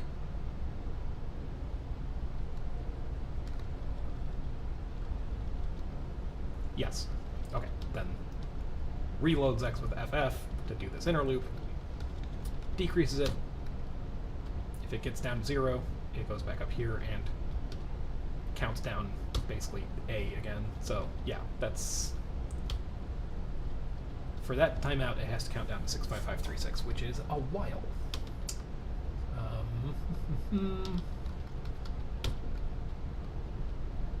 Anyway, I just wanted to double check that it was in fact doing that, and that the wait was very long, and the wait is very long. And here's the part where we put the stack pointer in the location and blah blah blah. Okay, that's fine.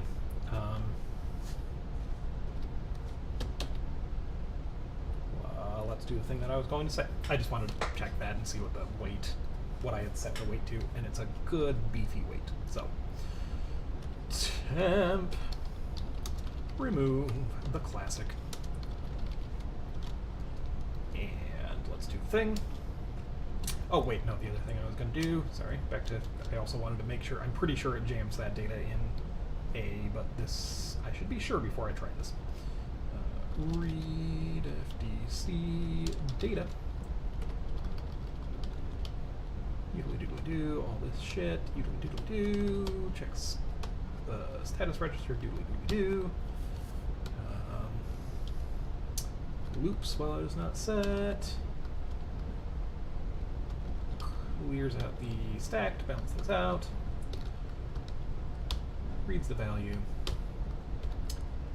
Clears out X for some... Oh, because I'm using X as the status plate. Which in and of itself might be screwing up some things, but... And then returns to the color.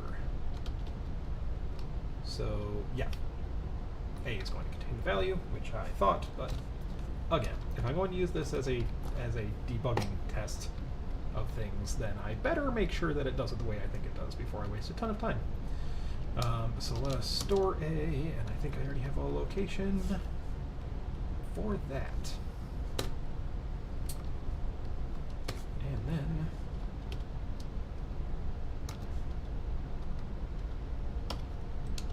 in it is the monitor, right? Okay, so when we get here, this should be fine because we appear to be failing here the first time it happens every time. So I want to... This should be ST0. We're going to put it in this ST0 result spot of the 0 page, and then fall into the monitor, and then the monitor, I am going to check that location. So also let me make sure... Okay, yes, STO result is at 0 page location 14. So let us build this.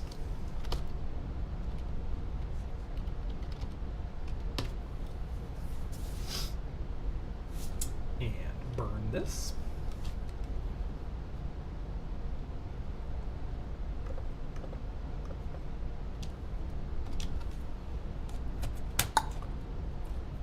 Tom says the sandwich sounds good right about now. You are not wrong, Tom. Actually, I'm always hungry. But, no, I must rein it in because I just had a bowl of pasta before I started this, so I should be doing fine.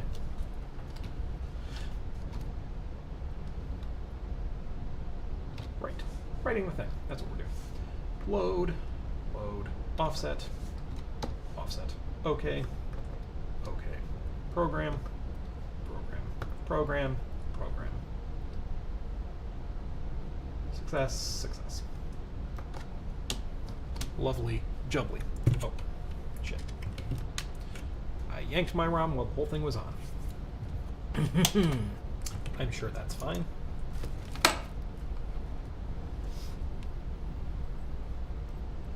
Return to your home.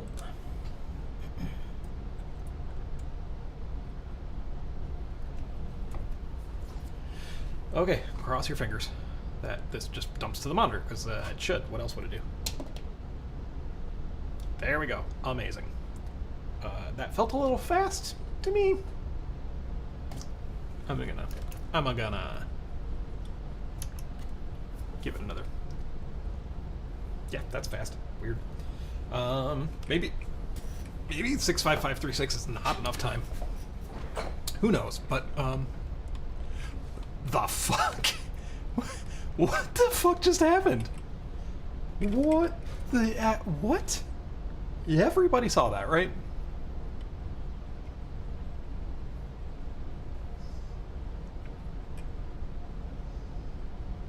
I don't know. I don't know. I think maybe I just pressed something weird on the keyboard and it made it go insane and try and execute a line, and that probably triggered a break, which probably accidentally triggered one of our library functions. I'm gonna guess that's what that was. Okay, let's try and do the right thing. 0014 was that location. Set it, dump it, C0. Yeah, I definitely have like bus issues going on here. I mean, that's okay, because I think that's just the thing that's causing problems with us starting up on occasion. Oh, you know what it is? I just think the card isn't in very well. That's probably what's up. That would do it. Let's just help that along here. Here, electrical tape. Will you help? Sure, that looks good. But anyway, as you saw, that looks right. At least at that far, it looks okay.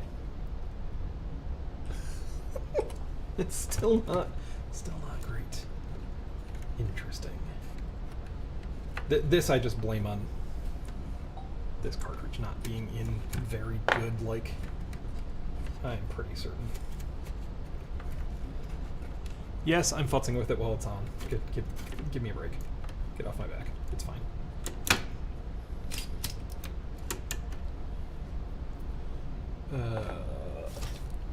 Let's try something of less aggressive thickness.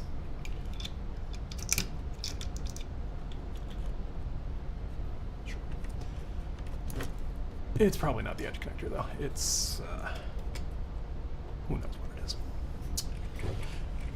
That said, double checking it again for the third time. That is fascinating. Why is it doing that?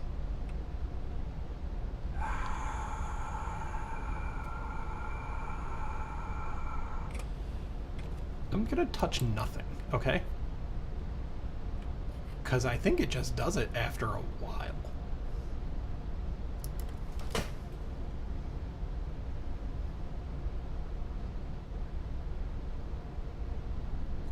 I'm not even gonna breathe. Yeah. What the actual fuck? Okay, I'm gonna assume this is not. I'm not gonna go down the rabbit hole of messing with this. I think it's ignorable for the moment. I think it's just something insane with the hardware. It might matter. I'm going to pretend it doesn't exist right now. Okay. It could be something as simple as there's an interrupt firing for some reason.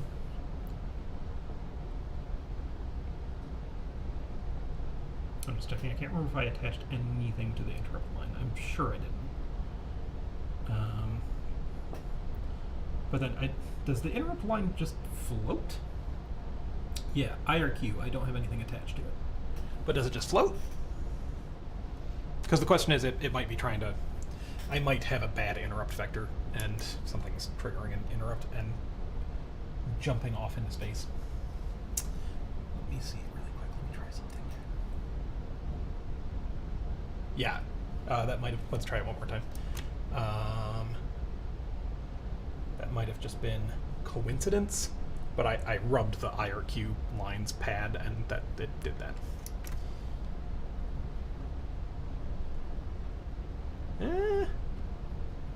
No, maybe just coincidence.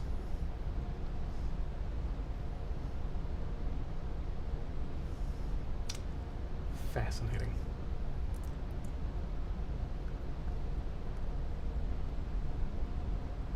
Anyway, I said I'm not going to worry about that too much, and so I'm not going to. It's just very interesting. AIO says the NES Whisperer. I don't think I mentioned AIO said number 5 is alive, which of course I can highly get behind. Even though it's not a good movie. It was great when I was a little kid. Tom said, bargain your RAM for it. AIO says, maybe you should shield those lines going to the controller a bit, huh? Don't worry about it. Anyway, apparently that's not the issue anymore. Anyway. It says, this really is a scene from Short Circuit.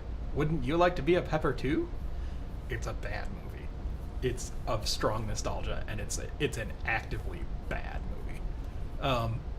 And as far as fucking around with the connector while the thing was on, Dave said, that's how I blew up my Apple II Plus as a kid and earned a beating. Good job. Good job, Dave.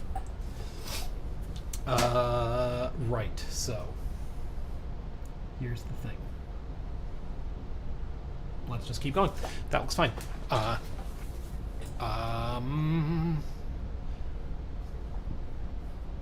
think maybe the next thing I'm going to try for shoots and Googles. Let's keep going down that tack and assume that maybe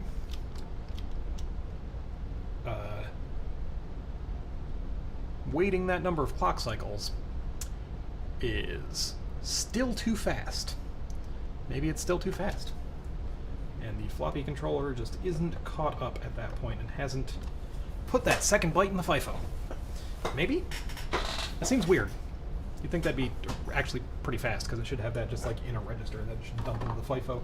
You'd think it'd be quick. But I think a lot of things that are wrong and stupid. So anyway, what I think I'm going to do is, let's, for the moment, bypass the... let's kill this, but keep this part, just so that I can double check that. And then also do a similar thing here. Temp remove.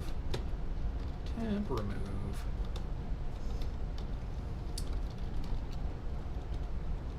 And here, what I'm going to do is store A.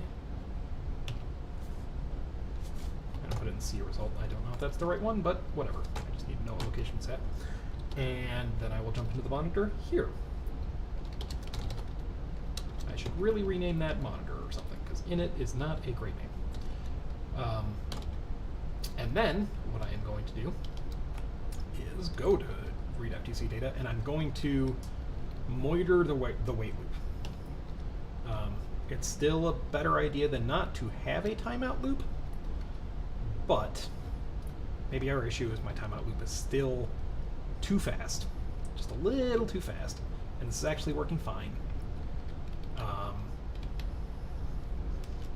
But there's only one way to tell, and that's to see if things work when I clear this up. So, how shall we do this?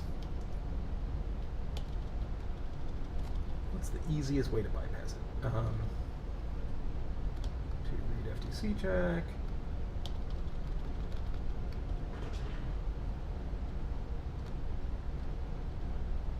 I guess just literally commenting out these, right? Because if it never decreases X, I mean, decreasing X doesn't matter really at all. But if I don't do that, if I never have it do a branch to here, then it will never go back up here ever again anyway. And so it should just forever stick in. If it's gonna hang and never actually return me a value, it should just spin and never, ever, ever, ever take the timeout branch. Or at least that's my idiot's working assumption. Let's build. Let's burn. Let's make sure this is off.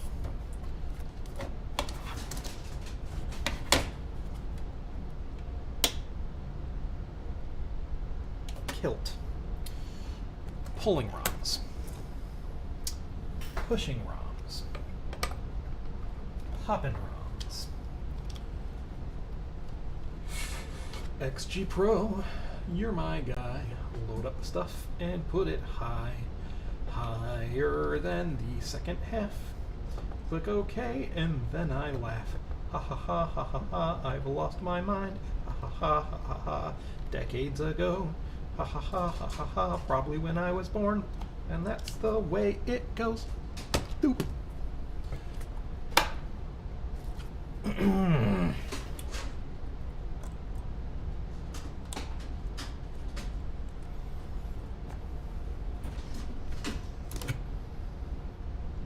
There's no power turned on. You dinkus. Probably should have checked where that C value thing is supposed to be. Okay. So it did eventually drop into this, which is interesting because that, I guess, means that loop didn't loop forever. Yada yada yada yada yada. Let's check the ST0 thing. 0, 0. Oh. What the fuckity shit?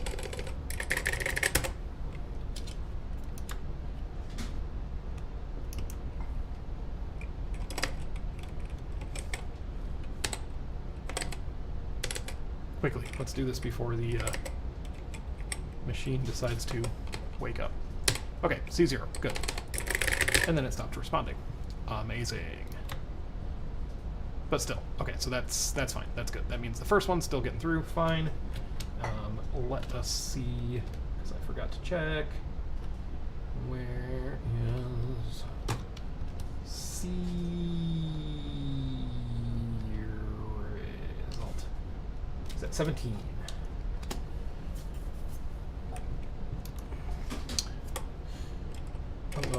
I said 17, right? Oh, fuck. Well, again, that doesn't matter. That doesn't matter. Calm down. Calm down. It's gonna be okay. Yeah, let's just go from scratch. 0016 set dump. Okay. 00, which is, I'm pretty sure, not fucking right. Wait, no, let's check, because that could be right, because it's supposed to be the cylinder that it thinks it's on.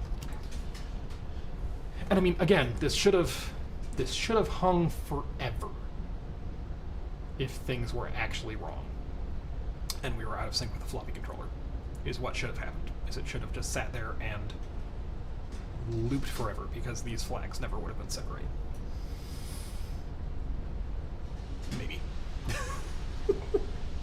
I'm almost wondering, I might want to put like one of those weights for V blank inside of that weight loop, just to like actually slow it the fuck down and still get a timeout weight, or you know, some kind of timeout looping. Yeah, that's a thought.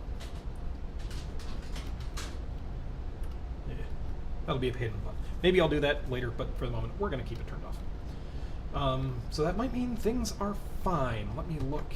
Let's go back to the documentation. And the second result byte is the controller's idea of the current cylinder. Okay, that's actually it.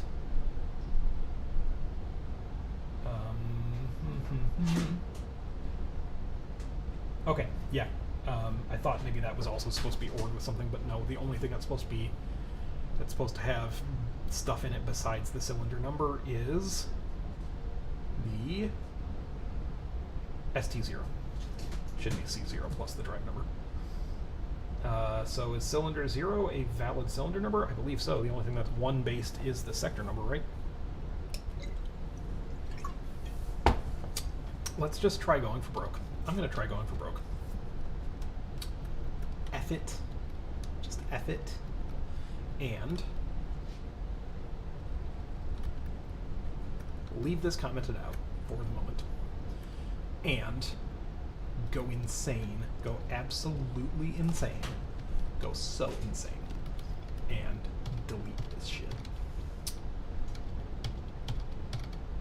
And just run it all without the timeout turned on.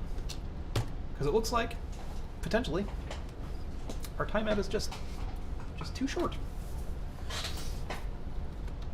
I'd believe that. And timeouts were a thing that I added relatively recently, so I think I added timeouts after we first were reading a successful GoTech sector, so this might work okay. I don't know. I'm cautiously optimistic.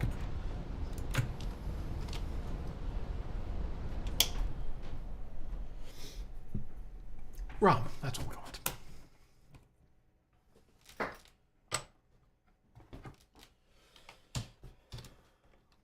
Okay, it's definitely built. Load. Offset. Okay. Program.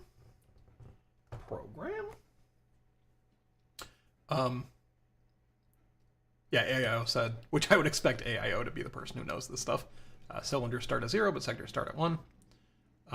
There are, I think, 18 sectors and 80 cylinders on 3.5-inch HD discs. I believe you are right. AIO, for those who are not in the Discord, is the all things old-ass MFM and other hard drives dude. So if you want to know anything about MFM and other old hard drives, that's your person. Okay, I think that's, I think we call that written.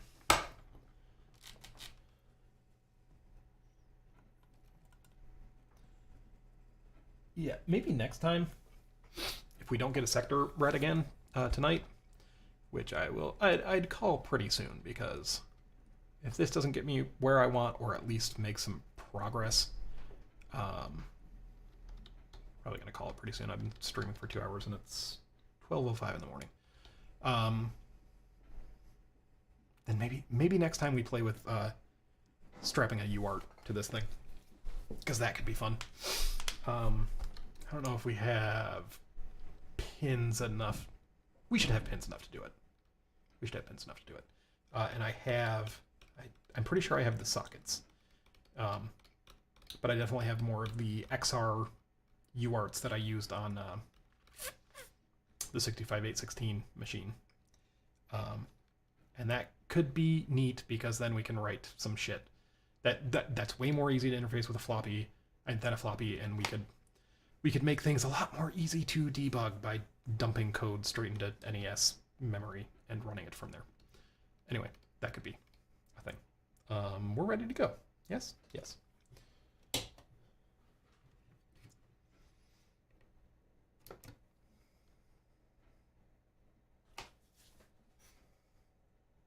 E. Eh.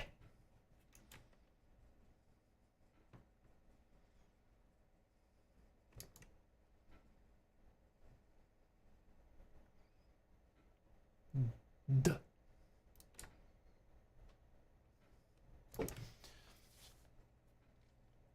I'm starting to think anything that we see there is just the garbage, whatever garbage thing is happening that I don't know about. That's being weird.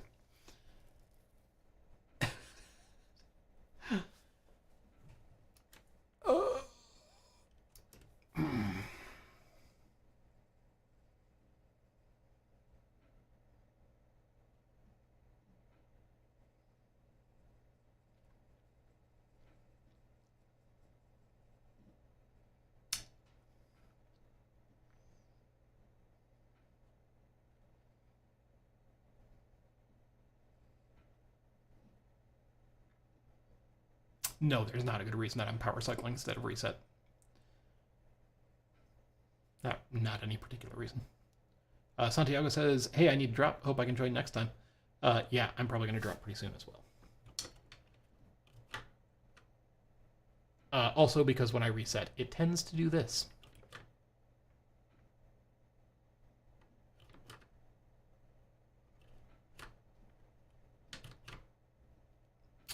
If I do, in fact, have to get out the fucking logic analyzer next time.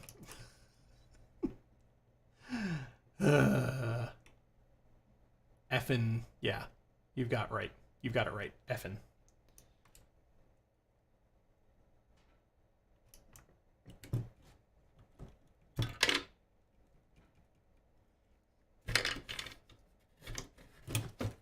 I have a bottle cap in my NES. Who cares?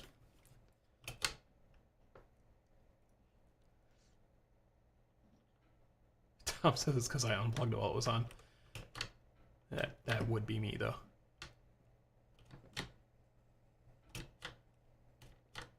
Yeah, see, that's the weird-ass thing. Is after it takes a shit, resetting it doesn't do anything. Is it because I'm running it off of weird power? That regulator is fucking hot, let me tell you.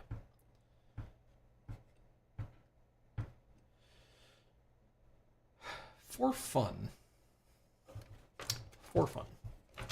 really quick, before I get out of here, just on a whim, that should work fine. That should work fine. There's no reason that shouldn't work. But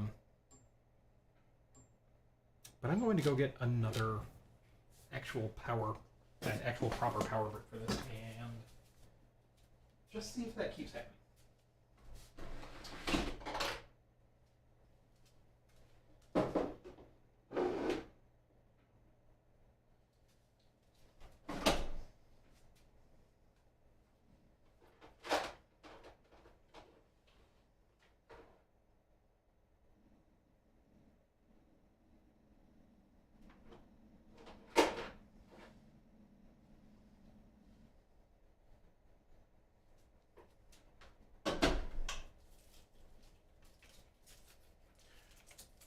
One second, I need to find a figure of 8 connector again.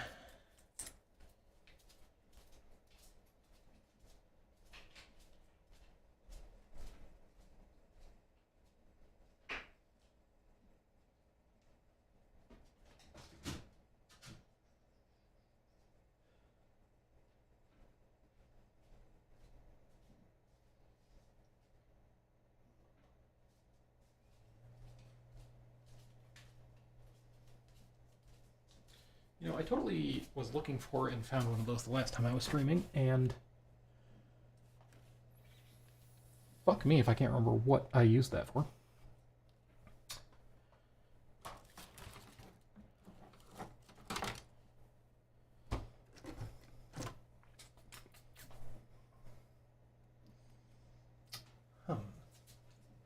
How am I saying?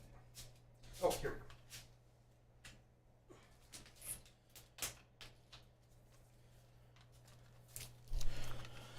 Oh, let's see. What can I unplug? What is of no use to me at this moment? I suppose all of the computers on that side of the room. Goodbye, power off.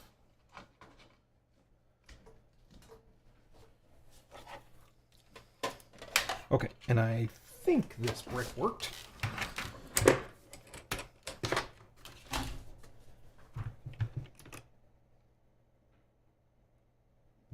Let's see if it does weird shit. It still does weird shit. Okay. Not the power supply. Probably. F. Well...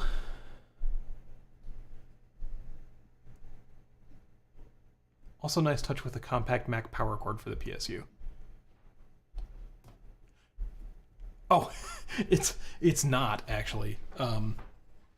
Did the compact Macs come with right angle power cables? Because this is actually for my oscilloscope. The oscilloscope came with a right angle, so that you can set it on it's got feet on the back, so you can set it vertically. And in case you needed to set it down, like in the field, and look at it from the top down. Interesting. Oh, Hollion says, "Hey, Hollion, I was just about to give up, unfortunately for you."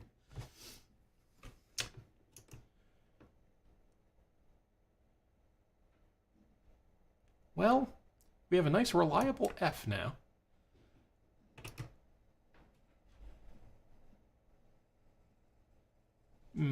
No, we don't. It's just like, what is that gotta be? Because it pretty much just happens after a while. I don't, because okay, next time, I think next time I'm going to have to make the promise. We're going to logic analyze. We're just going to logic analyze. That's going to be the project. Because this is insane. This is insane. I don't know what this is. I don't know how it happens. It's clearly on a regular interval. It's not like just like random. There's a brief delay and then it goes crazy.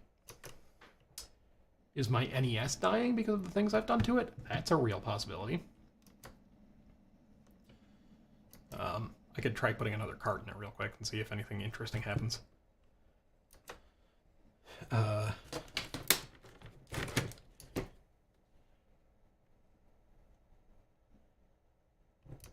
Yeah, and it's just like, it does random garbage things.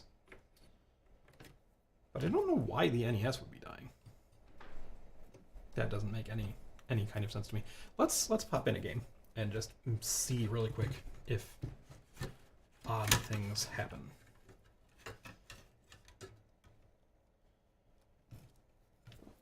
Because it's not like me wiggling something or a bad connection or something. Because it just, you see what's going on.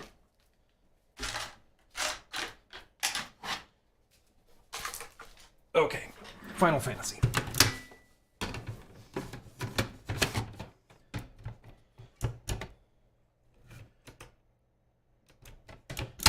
A game which rarely works the first few tries in the first place, so that's a good start.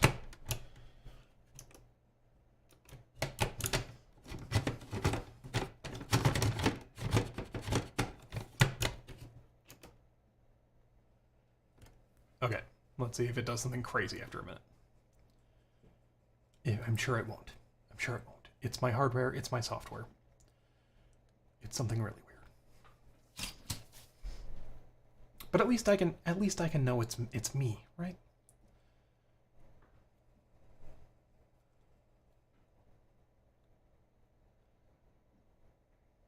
Is one supposed to be pressing a button here? Did it die? Did it do something weird? Tom says, you have to play till completion to make sure it works well. You know, it's the only way. Let me try my Zelda cart really quick, because I don't know. It would strike me as weird that you have to press a button there, but it could also just be that the cartridge is flaky.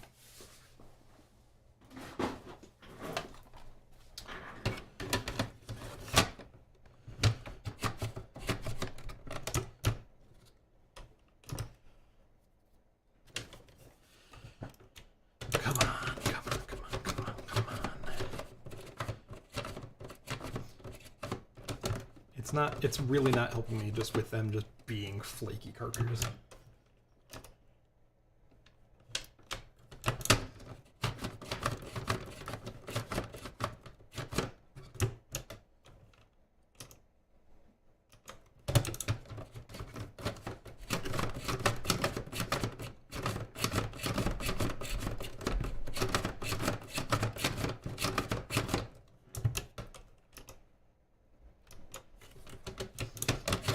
One second, I have alcohol.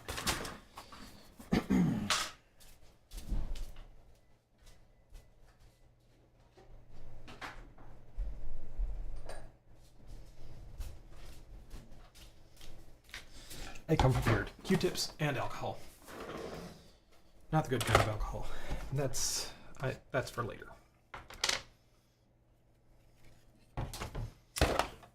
Hey chat, you've been saying things. Allow me to scroll up and see what they were.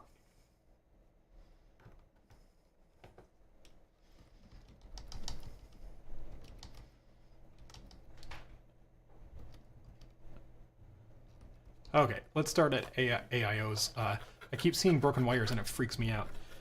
Me too. They're just unconnected wires. They're not broken. They're just unconnected. Also, there's just shit all over this desk, so that's another detail. I said, Christ, are you running 12 volts through that regulator? Sure as fuck am. He says, bypass the regulator and send PSU 5 volts straight to it. Yeah, probably. AO says, the regulator is making a different 5 volts than the PSU is making.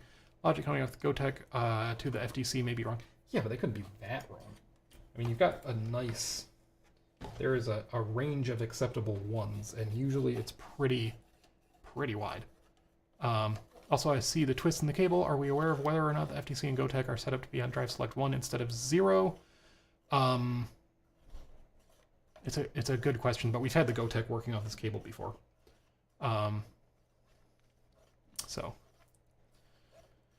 Uh, yeah, Dave says HP scopes use a similar cord. Confirmed that the Macs used, they were right angle and beige like that. I actually did not know that. We were fighting this a while ago, I remember AIO said. This has got to be a shielding issue or something. Why not buy a giant pack of resistor networks and just pull up, down every pin on the NES connector? A reasonable proposition. 1 second, I have to get my scrolling hand free.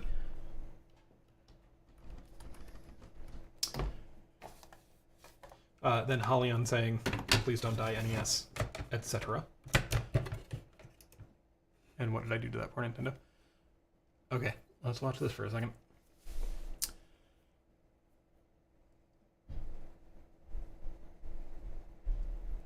Oh, you guys. Oh, no, that's just the way that looks, apparently.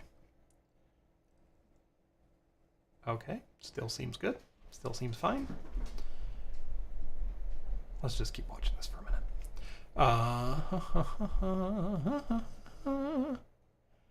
Halion said, oh my god, what did you do to that poor Nintendo? Serious question. I've missed most of the series. Not much, Halion. I've been trying to make a new, fresh version of the dev cart, and it's been going shit. And related question: do you have a top-loading NES? No, this is the only NES I own. I said this is the part where he loses his FF1 save. I haven't played Final Fantasy 1 in so long that it wouldn't matter. Halion said, alternatively, maybe the cart slot is bad. I mean, that is an issue, but Tom saying I have to play completion. Dave said, who are you kidding? He's never finished an NES game, so he has no saves. This is true. I was having fun playing FF1 for a while, though. Like, recently. Recently for an old person like me, as in, like, a few years back. AIO said, yeah, the headers are known to be junk, but that doesn't seem like that to me, although the lack of these things working is making me think that as well. New card edge time? Again, I know these are old chats, but I don't think so, because Zelda is running great. Dave said, Brian, say I need to deoxide this other NES I borrowed. How many, what, are you just accruing NESs now? Halion says, probably. What hardware modifications have been made to this NES, if any? None. None, really. There's a joke about how I have a switch on here to turn the lockout chip on and off for a lockout chip that was already bypassed when I bought this NES. AIO said, you have alcohol? Why didn't you say so sooner? I assumed that was going to be popping up at some point. And yeah, Dave said, only the lockout chip has been neutered. This NES is otherwise unmolested. Which is the idea. Well, I mean, the output of a floppy drive is somewhat analog on the read line, which is maybe a bit different than Logic 1.0. Lol. You're not wrong. Dave said, common mod to NES cards is to add series resistors to all the CPU data lines to make the PPU happy. Interesting. I know you've said they fight sometimes. Halion said, I wonder if it might work differently on a top loader. There are some differences. I forget what all of them are, though. Dave says, I gotta flash the ATF 1508 and test the cart I'm sending to see if it needs the inline resistors or not. Halion said, off versus off, but in a fancy font. Yeah, I'm looking forward to you. Dave is making a whole cart for this that is, like, advanced. Advanced. So, I think this is where we're at, because I do agree. This looks fine. My hardware is weird, or my software is weird, or something is weird. Don't know what.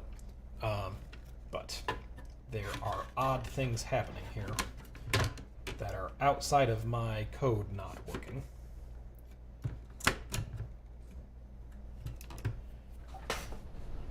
Such as that.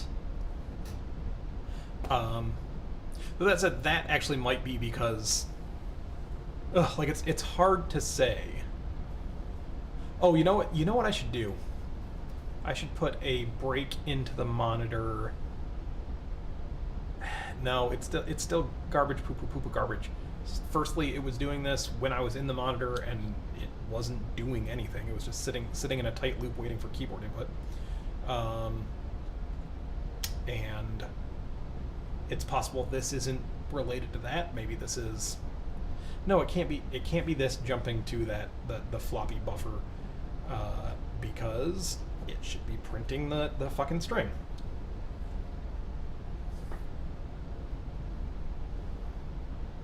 I don't know.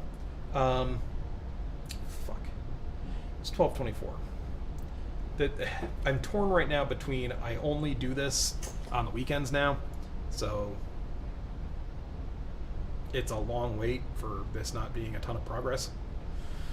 And we figured out one thing. At least we figured out one thing. That wait loop, definitely too short.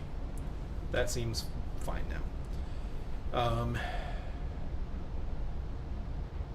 We could continue doing some, as we've done in the past, just, breaking into the monitor at various points in the execution of the floppy stuff, and keep moving it forward as we try and figure out where it's taking a crap. But here's the thing, is I don't know if this is related, if this is my code, if this is... I don't know. But that might be the better way to go. It would be smarter to start there and then start probing it when things look insane, rather than the other way around. But it's 12:30, and I want to sleep someday, and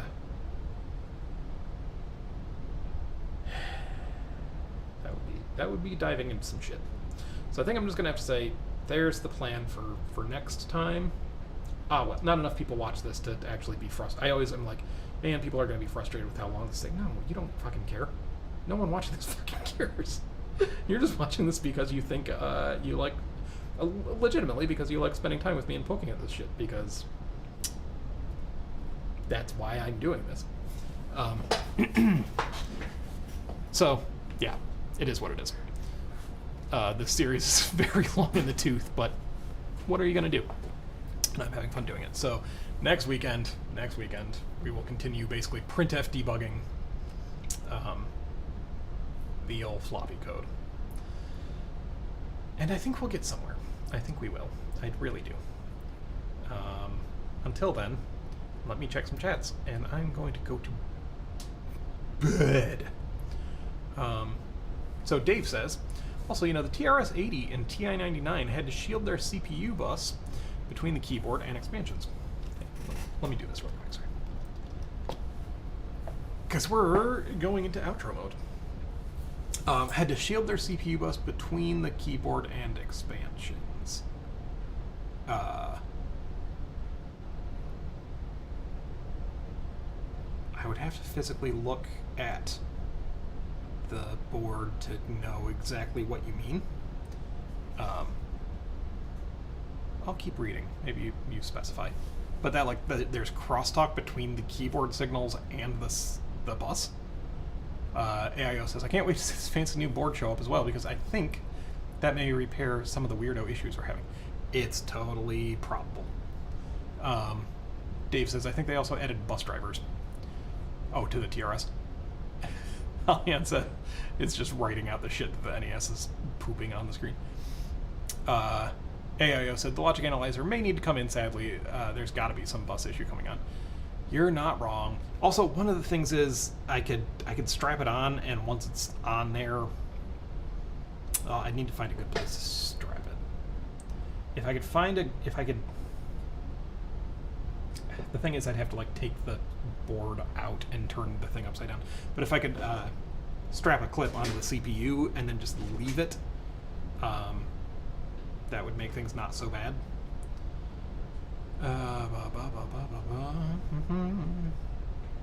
Hollion agrees. And can you type a program into the monitor and run it? And is there space to put BASIC and ROM? Yes, on both of those counts. It's just there's no assembler in the monitor. I would have to put it in as machine code. So, yes, but Tom said, you'll just sleep and miss a meeting at work. I've been trying to do better, damn it. Dave says Microsoft Basic is 8 to 10K. Seriously? I mean, I will have the room for that, but damn. Hollian said, personally, I'd try to make both those work before putting more effort into floppies. This is what I said, but everybody voted keep going with the floppies. Tom said that's a big assumption. I'm here for other reasons. I don't want to know. AO said Tiny Basic is like 2K. Dave said shielded ribbon cables. The CPU is in the keyboard with separate expansion boxes. Right. Yeah. Okay, so that's kind of what I thought you were saying. AO said easy way out. Resistor pull-up, pull-downs on everything. Shield those ribbons go into the FDC. Oh, here's the thing. Firstly, just as a... Oh yeah, the ribbons go into the FDC.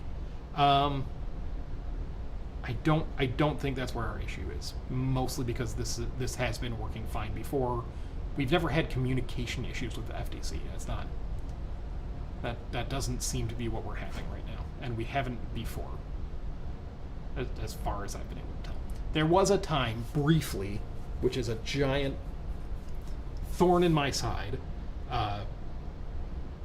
where we were reliably reading sectors off of reliably reading sector off of the GoTech. And the problem is the code has changed since then and the hardware has changed since then. I mean, the hardware hasn't changed significantly enough that it's a big problem at this point, but the software has been bodged with enough at this point, and it's interfacing with this floppy stuff is finicky enough that it's probably because the software has changed since then, and something is just different enough for it to not work. As far as this garbled bullshit thing, I don't think it's related to the...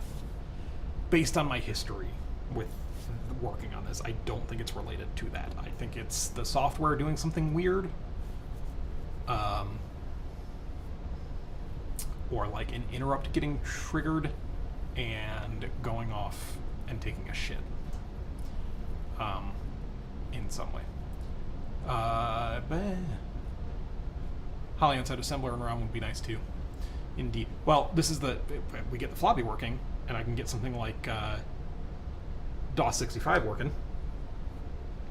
Then DOS 65 has an assembler. AIO said, just suspicious of unshielded foot-long cables with 1 to 2 megahertz bus signals going through. That's reasonable. You're not wrong to feel that way. But it hasn't seemed to cause us an issue so far. Okay, I'm out. Wasn't the world's greatest episode today. We made an inch of progress, but I'm glad to have a chat with all of you. It was very nice to see everyone.